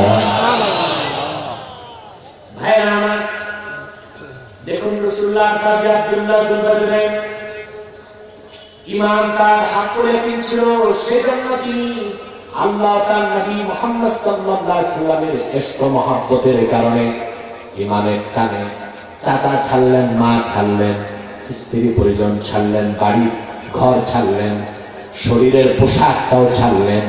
শেষ পর্যায়ে আল্লাহ রাব্বুল আলামিনের মহব্বতে জীবনটাও উৎসর্গ করে দিলেন। সেজন্য আল্লাহ বলেছেন, ওয়াল্লাযীনা আমানু আশাদ্দু হুব্বান লিল্লাহ। যারা মুমিন চূড়ান্ত পর্যায়ে তারা আল্লাহকে ভালোবাসে, জীবনের চেয়ে বেশি আল্লাহকে ভালোবাসে, আল্লাহ রাসূল মুহাম্মদ সাল্লাল্লাহু আলাইহি ওয়াসাল্লামকে ভালোবাসে। বলে সুবহানাল্লাহ, সুবহানাল্লাহ। শুধু ঈমান থাকলে হবে না, এই দিনটা কি হতে হবে? কথা হবে না। কি হবে হবে হাক্কুল ইয়াতীম, হাক্কুল ইয়াতীম বলে সুবহানাল্লাহ। মেশকাত শরীফ নাম শুনছেন? আরে জোরে বলেন। খাতিব তাবরিজি সংকলন করছে। ওনার দাদা উস্তাদ হলো মোহাম্মদ হোসেন আল বাগাবী। ওনার লেখা একটা তাফসীর আছে, তাফসীর মাআলিমুত তানজিল। সেখানে ঘটনাটা সংক্ষেপে এসেছে, সিরাতের কিতাবে ব্যাপকভাবে এসেছে। ফেরাউনের মেয়ে, তার এক দাসী ছিল। কি ছিল? ওই দাসীটা গোপনে হযরত মুসার উপর ঈমান এনেছিল। একদিন ফেরাউনের মেয়ে চুল পরিচর্যা করতে যে চিরুনিটা পড়ে গেছে। চিরুনি উঠানোর সময় দাসী আস্তে আস্তে পড়লো বিসমিল্লাহির রাহমানির রাহিম। সুবহানাল্লাহ। কার নাম দিছে? আল্লাহ। ফেরাউনের মেয়ে শব্দগুলো শুনছে। তাফসীরে এসেছে ফাতাআজ্জাবাত বিনতু ফিরআউন وقالت آمنت برب موسى।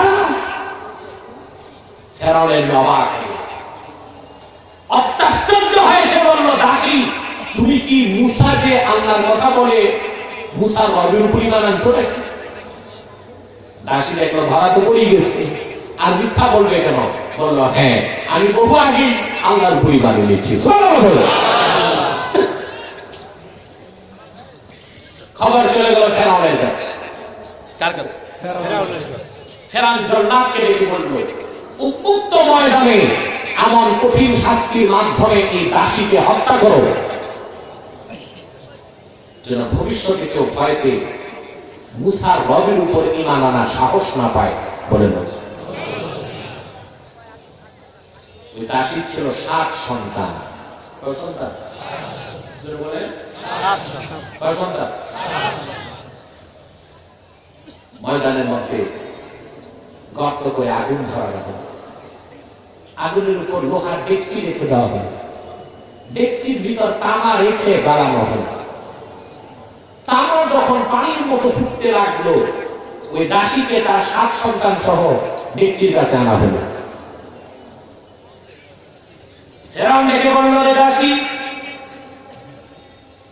এখনো সময় দিচ্ছি, আল্লাহর উপর থেকে ঈমান সরাও, নতুবা তোমার চোখের সামনে তোমার 7 সন্তানকে গলিত লোহার মধ্যে ঢেলে দেওয়া হবে, পরিশেষে তোমাকে হত্যা করা হবে। দাসী বলল, তাতে আমার কোনো আফসোস নাই, আমার 7 সন্তান সহ আমার জীবন চলে গেল, আমি আমার মালিক আল্লাহ রাব্বুল আলামিনের উপর থেকে ঈমান প্রত্যাহার করব না। তাফসীর সাক্ষী জল্লাদ 7 সন্তানের বড় সন্তানটাকে আগুনে ঢেলে দিল লোহার ডেকচিতে। মুহূর্তেই তার দেহটা গলিত লোহার সাথে মিশে গেল। ফেরাউন ডেকে বলল, এখনো তুমি বেঁচে আছো, তোমার 6 সন্তান বেঁচে আছে, চিন্তা করো। সে বলল, চিন্তার কোনো সুযোগ নাই, তোমার যা করার করো। দ্বিতীয় সন্তান, তারপর তৃতীয়, তারপর চতুর্থ, তারপর পঞ্চম, তারপর ষষ্ঠ, সব চলে গেল লোহার মধ্যে। দুধের সন্তান দাসীর পরে মায়ের দুধ পান করছে। সেই দাসী একটু বিচলিত হয়ে গেল, আমার জীবন তো চলে যাবে, দুধের সন্তান লালন পালন কে করবে? তাফসীর সাক্ষী, মায়ের কোলে দুধের সন্তানের জবান খুলে গেল। সে বলল, মা কোন চিন্তা করো না, ইয়া উম্মাহ ইন্নাকা আলাল হক। ও মা, তুমি সত্যের উপর আছো, চিন্তা করো না, আমাকে কোলে নিয়ে দ্রুত সেই গলিত লোহার মধ্যে চলে যাও, কারণ আমি আল্লাহর জান্নাতের সুঘ্রাণ অনুভব করছি। সিরাতের কিতাব সাক্ষী, রাসূলুল্লাহ সাল্লাল্লাহু আলাইহি ওয়াসাল্লাম যখন মিরাজের রাতে বাইতুল্লাহ থেকে বাইতুল মুকাদ্দাস গেলেন, সেখান থেকে হুজুর যখন মিরাজে আরশাজিমের দিকে চললেন, ফাওকাস সামাওয়াতিস সাবআ আশহুর রহমানে, মাস পার হওয়ার পরে আলামে মেসালে পৌঁছার পর হুজুর সুগ্রাণ পেলেন। জিবরিলকে বললেন, রে জিবরিল, এত সুন্দর গান তো কোনোদিন শুনি নাই, অনুভব করি নাই, কিসের গান? জিবরিল বললেন, হুজুর এ হলো ফেরাউনের সেই দাসী যে কিনা 7 সন্তান সহ ঈমান ঠিক রাখতে যে আগুনে ঝাঁপ দিয়েছিল। আলামে মেসালে আল্লাহ রাব্বুল আলামিন তাদের এমন মর্যাদা দিয়েছেন, তাদের গ্রাম সমস্ত প্রথম আকার ছড়ায় আছে। এই ঈমান, এইরকম ঈমান যার থাকবে হাত করে কি সে আল্লাহকে জীবনের চেয়ে বেশি ভালোবাসবে। অথবা আমাদের ঈমান যার ইলমুল ইয়াকিন, ওটাকে আইনুল ইয়াকিন বানাতে হবে। যার আইনুল ইয়াকিন তাকে হাত করে ইয়াকিন বানাতে হবে। ঠিক কিনা বলেন? সেটা আমলের কোনো বিকল্প নাই। প্রথম হলো ঈমান। প্রথম কি? শিরক কুফর থেকে মুক্ত হবেন। তারপর যত ফরজ ওয়াজিব আদায় করবেন আপনার ইয়াকিন হবে ইলমুল ইয়াকিন। সুন্নাত বেশি করবেন আপনার ইয়াকিন হবে আইনুল ইয়াকিন। নফল বেশি করবেন আপনার ইয়াকিন হবে হাক্কুল ইয়াকিন। তখন আপনি আল্লাহর ওলি হয়ে যাবেন। জীবনের চেয়ে বেশি আমাকে ভালোবাসবেন। আপনার দ্বারা তখন কারামত ঘটতে থাকবে, বলে সুবহানাল্লাহ। ওটা মাখলুকাত আপনার পিছে দৌড়াবে আর আপনার দৃষ্টি থাকবে আল্লাহর রহমতের দিকে, বলেন সুবহানাল্লাহ। এটা পারবো আমরা? আল্লাহ যেন আমাদেরকে তৌফিক দান করেন, বলেন আল্লাহুম্মা আমিন। সকল প্রকার শিরক এবং কুফর থেকে আমাদের দূরে থাকতে হবে। জীবনে আর যাই করুন শিরকের গুনাহ করবেন না, পারবেন ইনশাআল্লাহ? ইনশাআল্লাহ। শিরক আর কুফর করবেন না, এর থেকে দূরে থাকার চেষ্টা করবেন। আমি আর কষ্ট দিচ্ছি না, কিছু প্রয়োজনীয় কথা বলি। আমি মাইক দিয়ে দিচ্ছি, আমাদের সভাপতি মহোদয় এর মোনাজাত করবেন। আপনারা দাঁড়িয়েছেন কেন? কোমর ব্যথা, বাস এবার বসে। সবাই যদি কোমর সোজা করতে দাঁড়ায় যায় তখন তো মহা মুশকিল হয়ে যাবে। ঠিক না বলেন? আমি আর কষ্ট দিচ্ছি না। সাল্লাল্লাহু আলাইহি ওয়া সাল্লাম রাসূলুহুন নবিয়ুল কারীম ওয়া নাহনু আলা যালিকা মিনাশ শাহিদিন ওয়াশ শাকিরিন আলহামদুলিল্লাহি রাব্বিল আলামিন। যারা দাঁড়িয়ে আছেন বসে যান এখন। আমি একটি কথা সবসময় মানুষকে সজাগ এবং সতর্ক করি, আজ আপনাদের বলে দিচ্ছি। আপনারা এখানে বিভিন্ন দলের মতের লোক আছেন, ঠিক কিনা? কোন দলাদলি আছে জোরে বলতে হবে? আছে? আছেন তো মোটামুটি 4 দলের লোক। কেউ আওয়ামী লীগ, কেউ বিএনপি, কেউ জাতীয় পার্টি, কেউ জামাত। কিন্তু কোন মিছিল আছে, মিটিং, জোরে বলতে হবে? হরতাল, পিকেটিং, ক্রসফায়ার, পেট্রোল বোমা কিচ্ছু নাই। কেন নাই? দলের পরিচয় আমরা কেউ আসি নাই। এখানে আমাদের একটাই পরিচয়, আমরা মুসলমান। ঠিক ঠিক। সারা দেশব্যাপী আমার মিশন এই একটাই, আলহামদুলিল্লাহ। দল যার যেটাই থাক, পীর যার যেই থাক, মুসলমান মাত্রই ইসলামের পক্ষে, কাফের মুশরিকের বিপক্ষে ঐক্যবদ্ধ হতে হবে। ঠিক কিনা? এটা আমার কনসেপ্ট, আমার প্রিয় সংগঠন তাহরিকে খাতমে নবুওয়াত বাংলাদেশের কনসেপ্ট। ঠিক কিনা? সকল কাফের মুশরিক বেঈমানের বিপক্ষে, ইসলামের শত্রু যারা তাদের বিপক্ষে 4 দলের মুসলমানকে ঐক্যবদ্ধ হতে হবে। ঠিক কিনা? এই ক্ষেত্রে কার কি দল তা আমরা দেখব। ঠিক কিনা? বাংলাদেশে অনেক অমুসলিম সম্প্রদায় আছে, তারা তাদের ধর্মকর্ম নিয়ে ব্যস্ত। সেজন্য তাদের দিকে আমাদের কোনো দৃষ্টি নাই। কিন্তু 2টো অমুসলিম সম্প্রদায় বাংলাদেশে আছে। কয়টি? 2টি। তাদের একমাত্র কাজ মানুষকে কনভার্ট করা।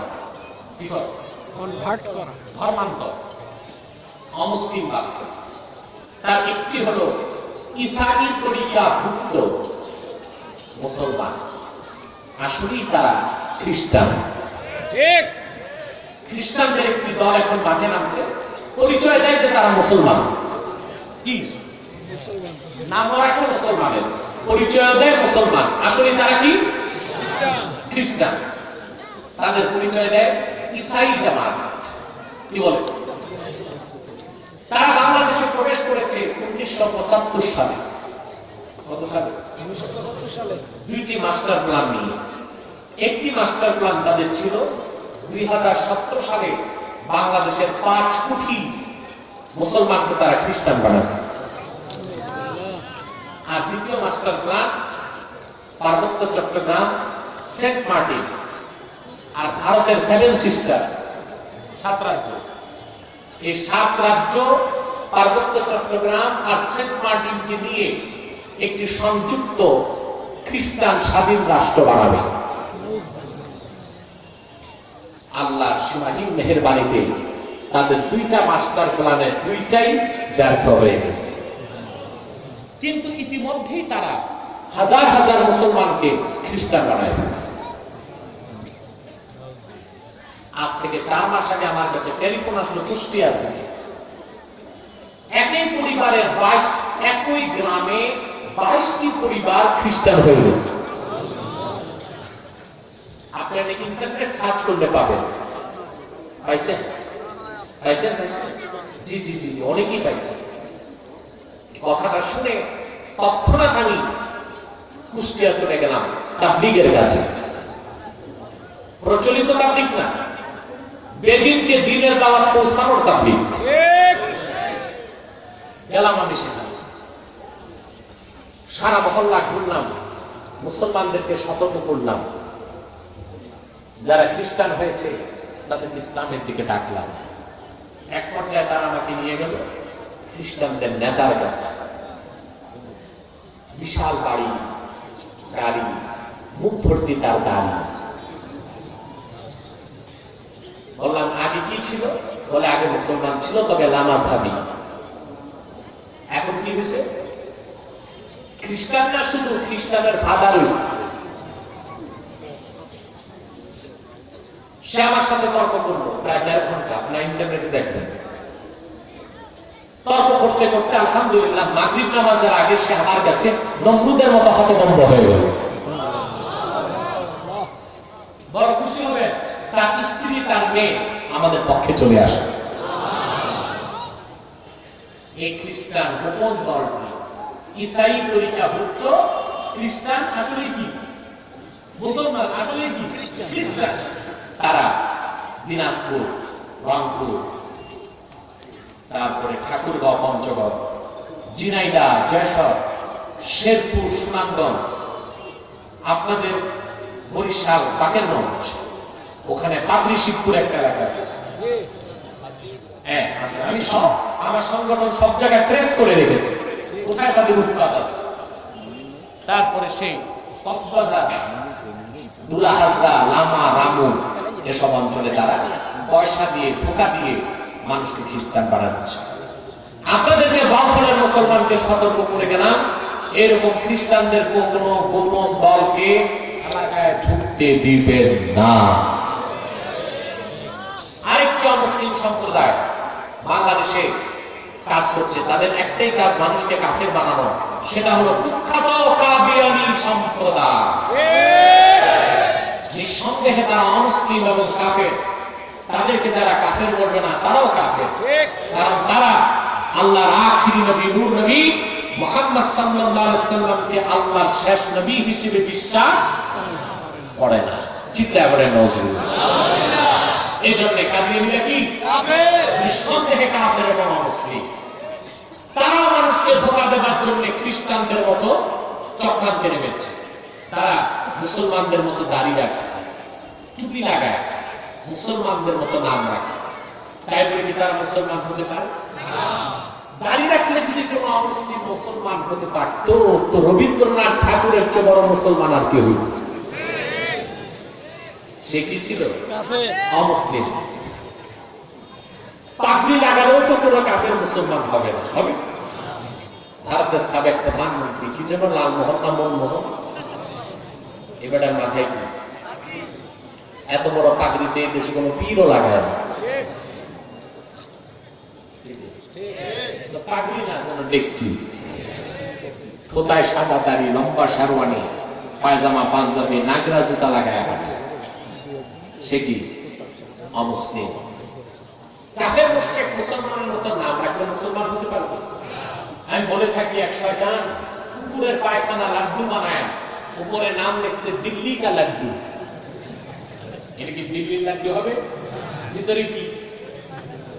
তদ্রুপ কাদিয়ানীরা শেষ দরজার কুখ্যাত কাফের এবং অমুসলিম আব্দুল আব্বাল, আব্দুস সামাদ, মুবাশশির আলী আর কবির চৌধুরী নাম রাখার দ্বারা তারা কোনোদিনও মুসলমান হতে পারে ভাইয়ের আমার, বন্ধু আমার, আমার আল্লাহ ও নূর নবীজি আমার হযরত মুহাম্মদ সাল্লাল্লাহু আলাইহি সাল্লামের ইসলাম ও কোরআনের হাজার হাজার হাজার বছর পরে বর্তমান ভারতের কুখ্যাত পাঞ্জাবের, কুখ্যাত গুরুদাসপুরের, কুখ্যাত কাদিয়ানের ইংরেজ আমলে জাহান্নামের এক কুখ্যাত কুকুর মিথ্যা নবুয়ত দাবি করছে। চিল্লায়া বলেন নাউজুবিল্লাহ। কাদিয়ানের কাযযাব, মিথ্যা নবুয়তের দাবিদার, ওই কুকুরটার নাম রেখেছিল তার বাপ মির্জা গোলাম আহমদ কাদিয়ানী। সাবধান সাবধান, কাদিয়ানের কাযযাব, মিথ্যা নবুয়তের দাবিদার মির্জা গোলাম শয়তান কাদিয়ানীকে গোলাম আহমদ বলা যাবে না, কারণ গোলাম আহমদ অর্থ হচ্ছে আহমদ এর গোলাম। কোন কাফের কোনদিনও গোলাম আহমদ আহমদ এর গোলাম হতে পারে না। আর কাদিয়ানের কাযযাব, মিথ্যা নবুয়তের দাবিদার মির্জা গোলাম শয়তান কাদিয়ানী, সে ছিল শেষ দরজার কুখ্যাত কাফের। সে গোলাম আহমদ আহমদ এর গোলাম ছিল না, সে ছিল কুখ্যাত শয়তানের কুখ্যাত গোলাম।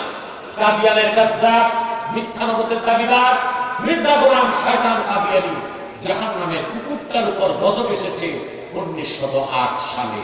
যখন গজব এসেছে, কাদিয়ানের কাযযাব, মিথ্যা নবুয়তের দাবিদার মির্জা গোলাম শয়তান কাদিয়ানী 1908 সালে ধ্বংস হয়ে কুখ্যাত জাহান্নামের কুখ্যাত কুকুরে পরিণত হয়েছে। তার অনুসারীরাও ধ্বংস হয়েছে। বর্তমানে কিছু কাদিয়ানী বাংলাদেশে আছে যারা ইসলাম মুসলমানের বিপক্ষে চক্রান্ত করে যাচ্ছে। তাদেরকে নির্মূল করার জন্য 4 দলের মুসলমান ঐক্যবদ্ধ হইতে হবে। তারা মানুষকে ধোঁকা দিয়ে বেঈমান কাফের বানাবার জন্য নাম পরিবর্তন করে করে মিথ্যা পরিচয় দেয়। কখনো নিজেদের পরিচয় দেয় আহমদী জামাত, কখনো বলে আহমদিয়া জামাত, কখনো বলে আহমদী সম্প্রদায়, কখনো বলে আহমদিয়া সম্প্রদায়, কখনো বলে আহমদী মুসলিম জামাত, কখনো বলে আহমদিয়া মুসলিম জামাত। সাবধান, যত কাদিয়ানী ছিল আছে থাকবে, তারা কেউ আহমদী জামাত নয়, আহমদিয়া জামাত নয়, আহমদী সম্প্রদায় নয়, আহমদিয়া সম্প্রদায় নয়, আহমদী মুসলিম জামাত নয়, আহমদিয়া মুসলিম জামাত নয়। তারা শয়তানি জামাত, কুখ্যাত জাহান্নামের কুখ্যাত কুকুরের দল। আমাদের সকল দলের একটাই দাবি, অনতিবিলম্বে স্বাধীন বাংলায় শয়তান কাদিয়ানীদেরকে রাষ্ট্রীয়ভাবে অমুসলিম ঘোষণা করতেই হবে, করতেই হবে, করতেই হবে। এই দাবি আদায় যদি জানমাল দিতে হয়, কারা কারা প্রস্তুত আছেন? দুটো হাত উঁচু করুন।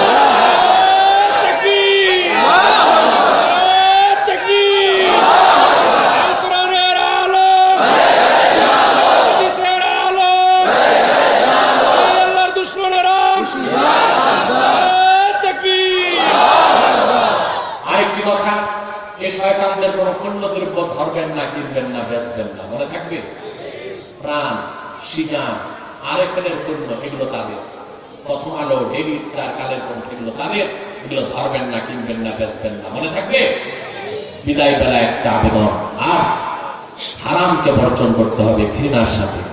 বিশেষ করে সুদ। আপনাদের এলাকায় সুদ খাওয়া খুব বেড়ে গেছে, ঠিক না? সাগরে মাছ ধরতে যায়, মহাজন থেকে মোটা সুদে টাকা নিয়ে যায়। বাজারে দোকান দিয়েছে, সুদে টাকা নেয়। সুদ থেকে বাঁচবেন মুসলমান।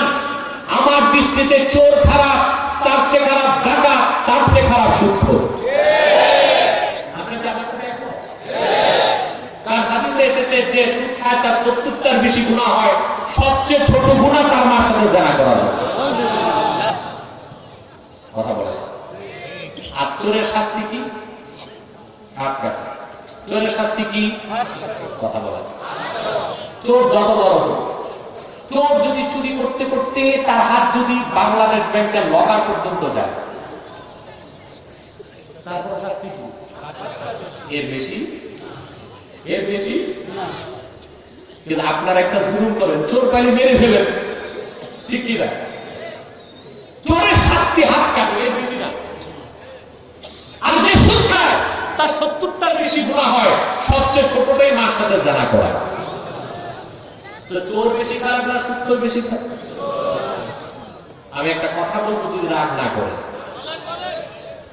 একটা চোরকে পেলে আপনারা পুলিশ আসার আগে মেরে ফেলেন, অথচ চোরের চোখ খারাপ সুদখোরকে আপনারাই বিভিন্ন মসজিদ কমিটি, মাদ্রাসা কমিটি, পঞ্চায়েত কমিটির সদস্য বানায়। সুদকে ঘৃণা করুন, সুদখোরকে বর্জন করুন। আমি একটা হাদিস শোনায় যাচ্ছি মুসলমান, এই হাদিস শোনার পর মুসলমান বিষ খাবে তো সুদ খাবে না। মুসান্নাফ ইবনু আবি শায়বার হাদিস, মুসান্নাফ ইবনু আবি শায়বার হাদিস, দিরহামু রিবা ইয়াকুলুহা রাজুল ওয়া হুয়া ইয়ালামু আশাদ্দু মিন 36 জানিয়া। এক দিরহাম সুদ খাওয়া, কয় দিরহাম? এক দিরহাম দিছেন? আরব আমিরাতের এক দিরহাম বাংলাদেশের 22 টাকা। এই 22 টাকা পরিমাণ সুদ খাওয়া 36 বার জিনা করার চেয়ে বড় গুনাহ। আরেকটা হাদিস আরো কঠিন, আকলু দিরহামিন মিনার রিবা ইয়াকুলুহা রাজুল ওয়া হুয়া ইয়ালাম আশাদ্দু মিন 36 জানিয়াতান ফিল হাদিমে। এক দিরহাম সুদ ছেড়ে খাওয়া আল্লাহর ঘর কাবার হাতিমে ঢুকে 36 বার জিনা করার চেয়ে বড় গুনাহ। সুদ খাবেন না, সুদ দিবেন না। ঘুষ খাবেন না, ঘুষ দিবেন না। মনে রাখবেন যে ঘুষ খায় আর দেয়, দুটোটার পর আল্লাহর লানত আসে।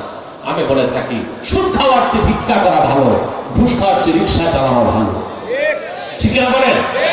আমার একটাই সবক, কম খাবেন, হালাল খাবেন, কম ইবাদতে নাজাত পাবেন। আল্লাহ যেন আমাদের কবুল করেন, মঞ্জুর করেন, বলুন আল্লাহুম্মা আমিন। ওই কাগজটা দেখাই, সবাই কাগজটা এখন ইনশাআল্লাহ দোয়া হয়ে যাবে। আচ্ছা আচ্ছা আচ্ছা, আমি সবার জন্যই দোয়া চাই, একটু জিকির করেন। এখন আর কেউ দাঁড়ায় থাকবেন না, বসে যান। মুনাজাতের আগে বসেন, বসে যান, একটু জিকির করুন। লা ইলাহা ইল্লাল্লাহ।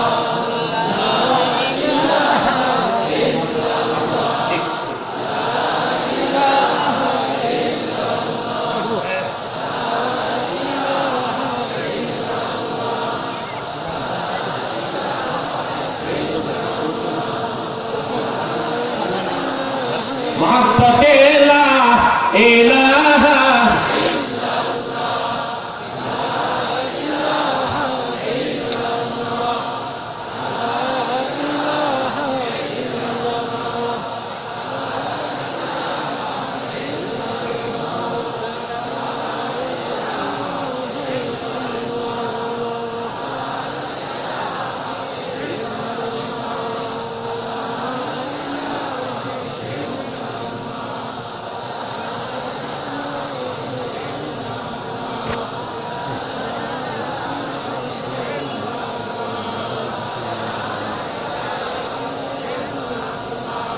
जोड़े जोड़े ला इलाहा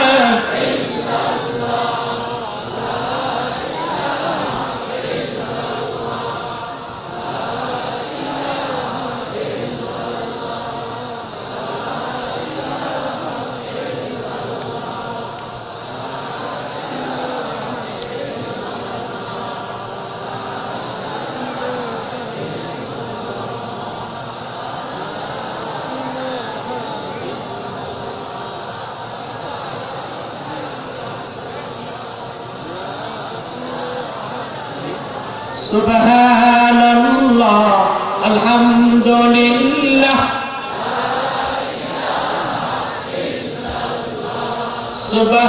सुबहानल्लाह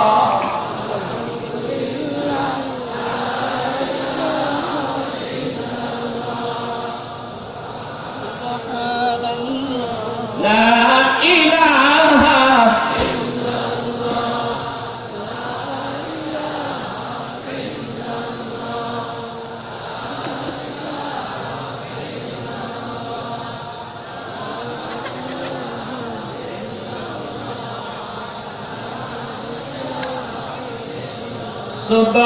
सुबहानल्लाह अल्हम्दुलिल्लाह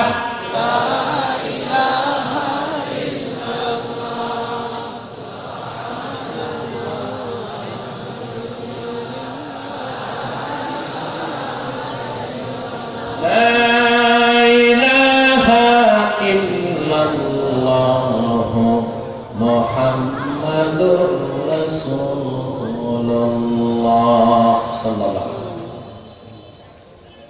এখানে একটা বড় প্রশ্ন এসছে। অনেক বক্তা তার পীরের ব্যাপারে বলেছে যে তার পীরের ক্ষমতা আল্লাহ তাআলা নবী রাসূলের চেয়ে বেশি দিয়েছে। যে বক্তা এই কথা বলেছে নিঃসন্দেহে সে কাফের হয়ে গিয়েছে। ঠিক।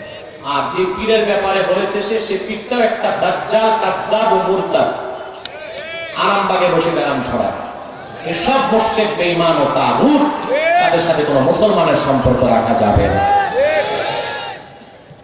প্রিয় সুধী, অনেকে দোয়া চেয়েছেন, বিশেষ করে আলহাজ মোহাম্মদ রফিকুল ইসলাম মেম্বার, মোহাম্মদ জিয়াউল হক জুয়েল, যিনি বাউফল পৌরসভার সম্মানিত মেয়র এবং ইতিমধ্যে তিনি স্টেজে বসে আছেন আলহামদুলিল্লাহ।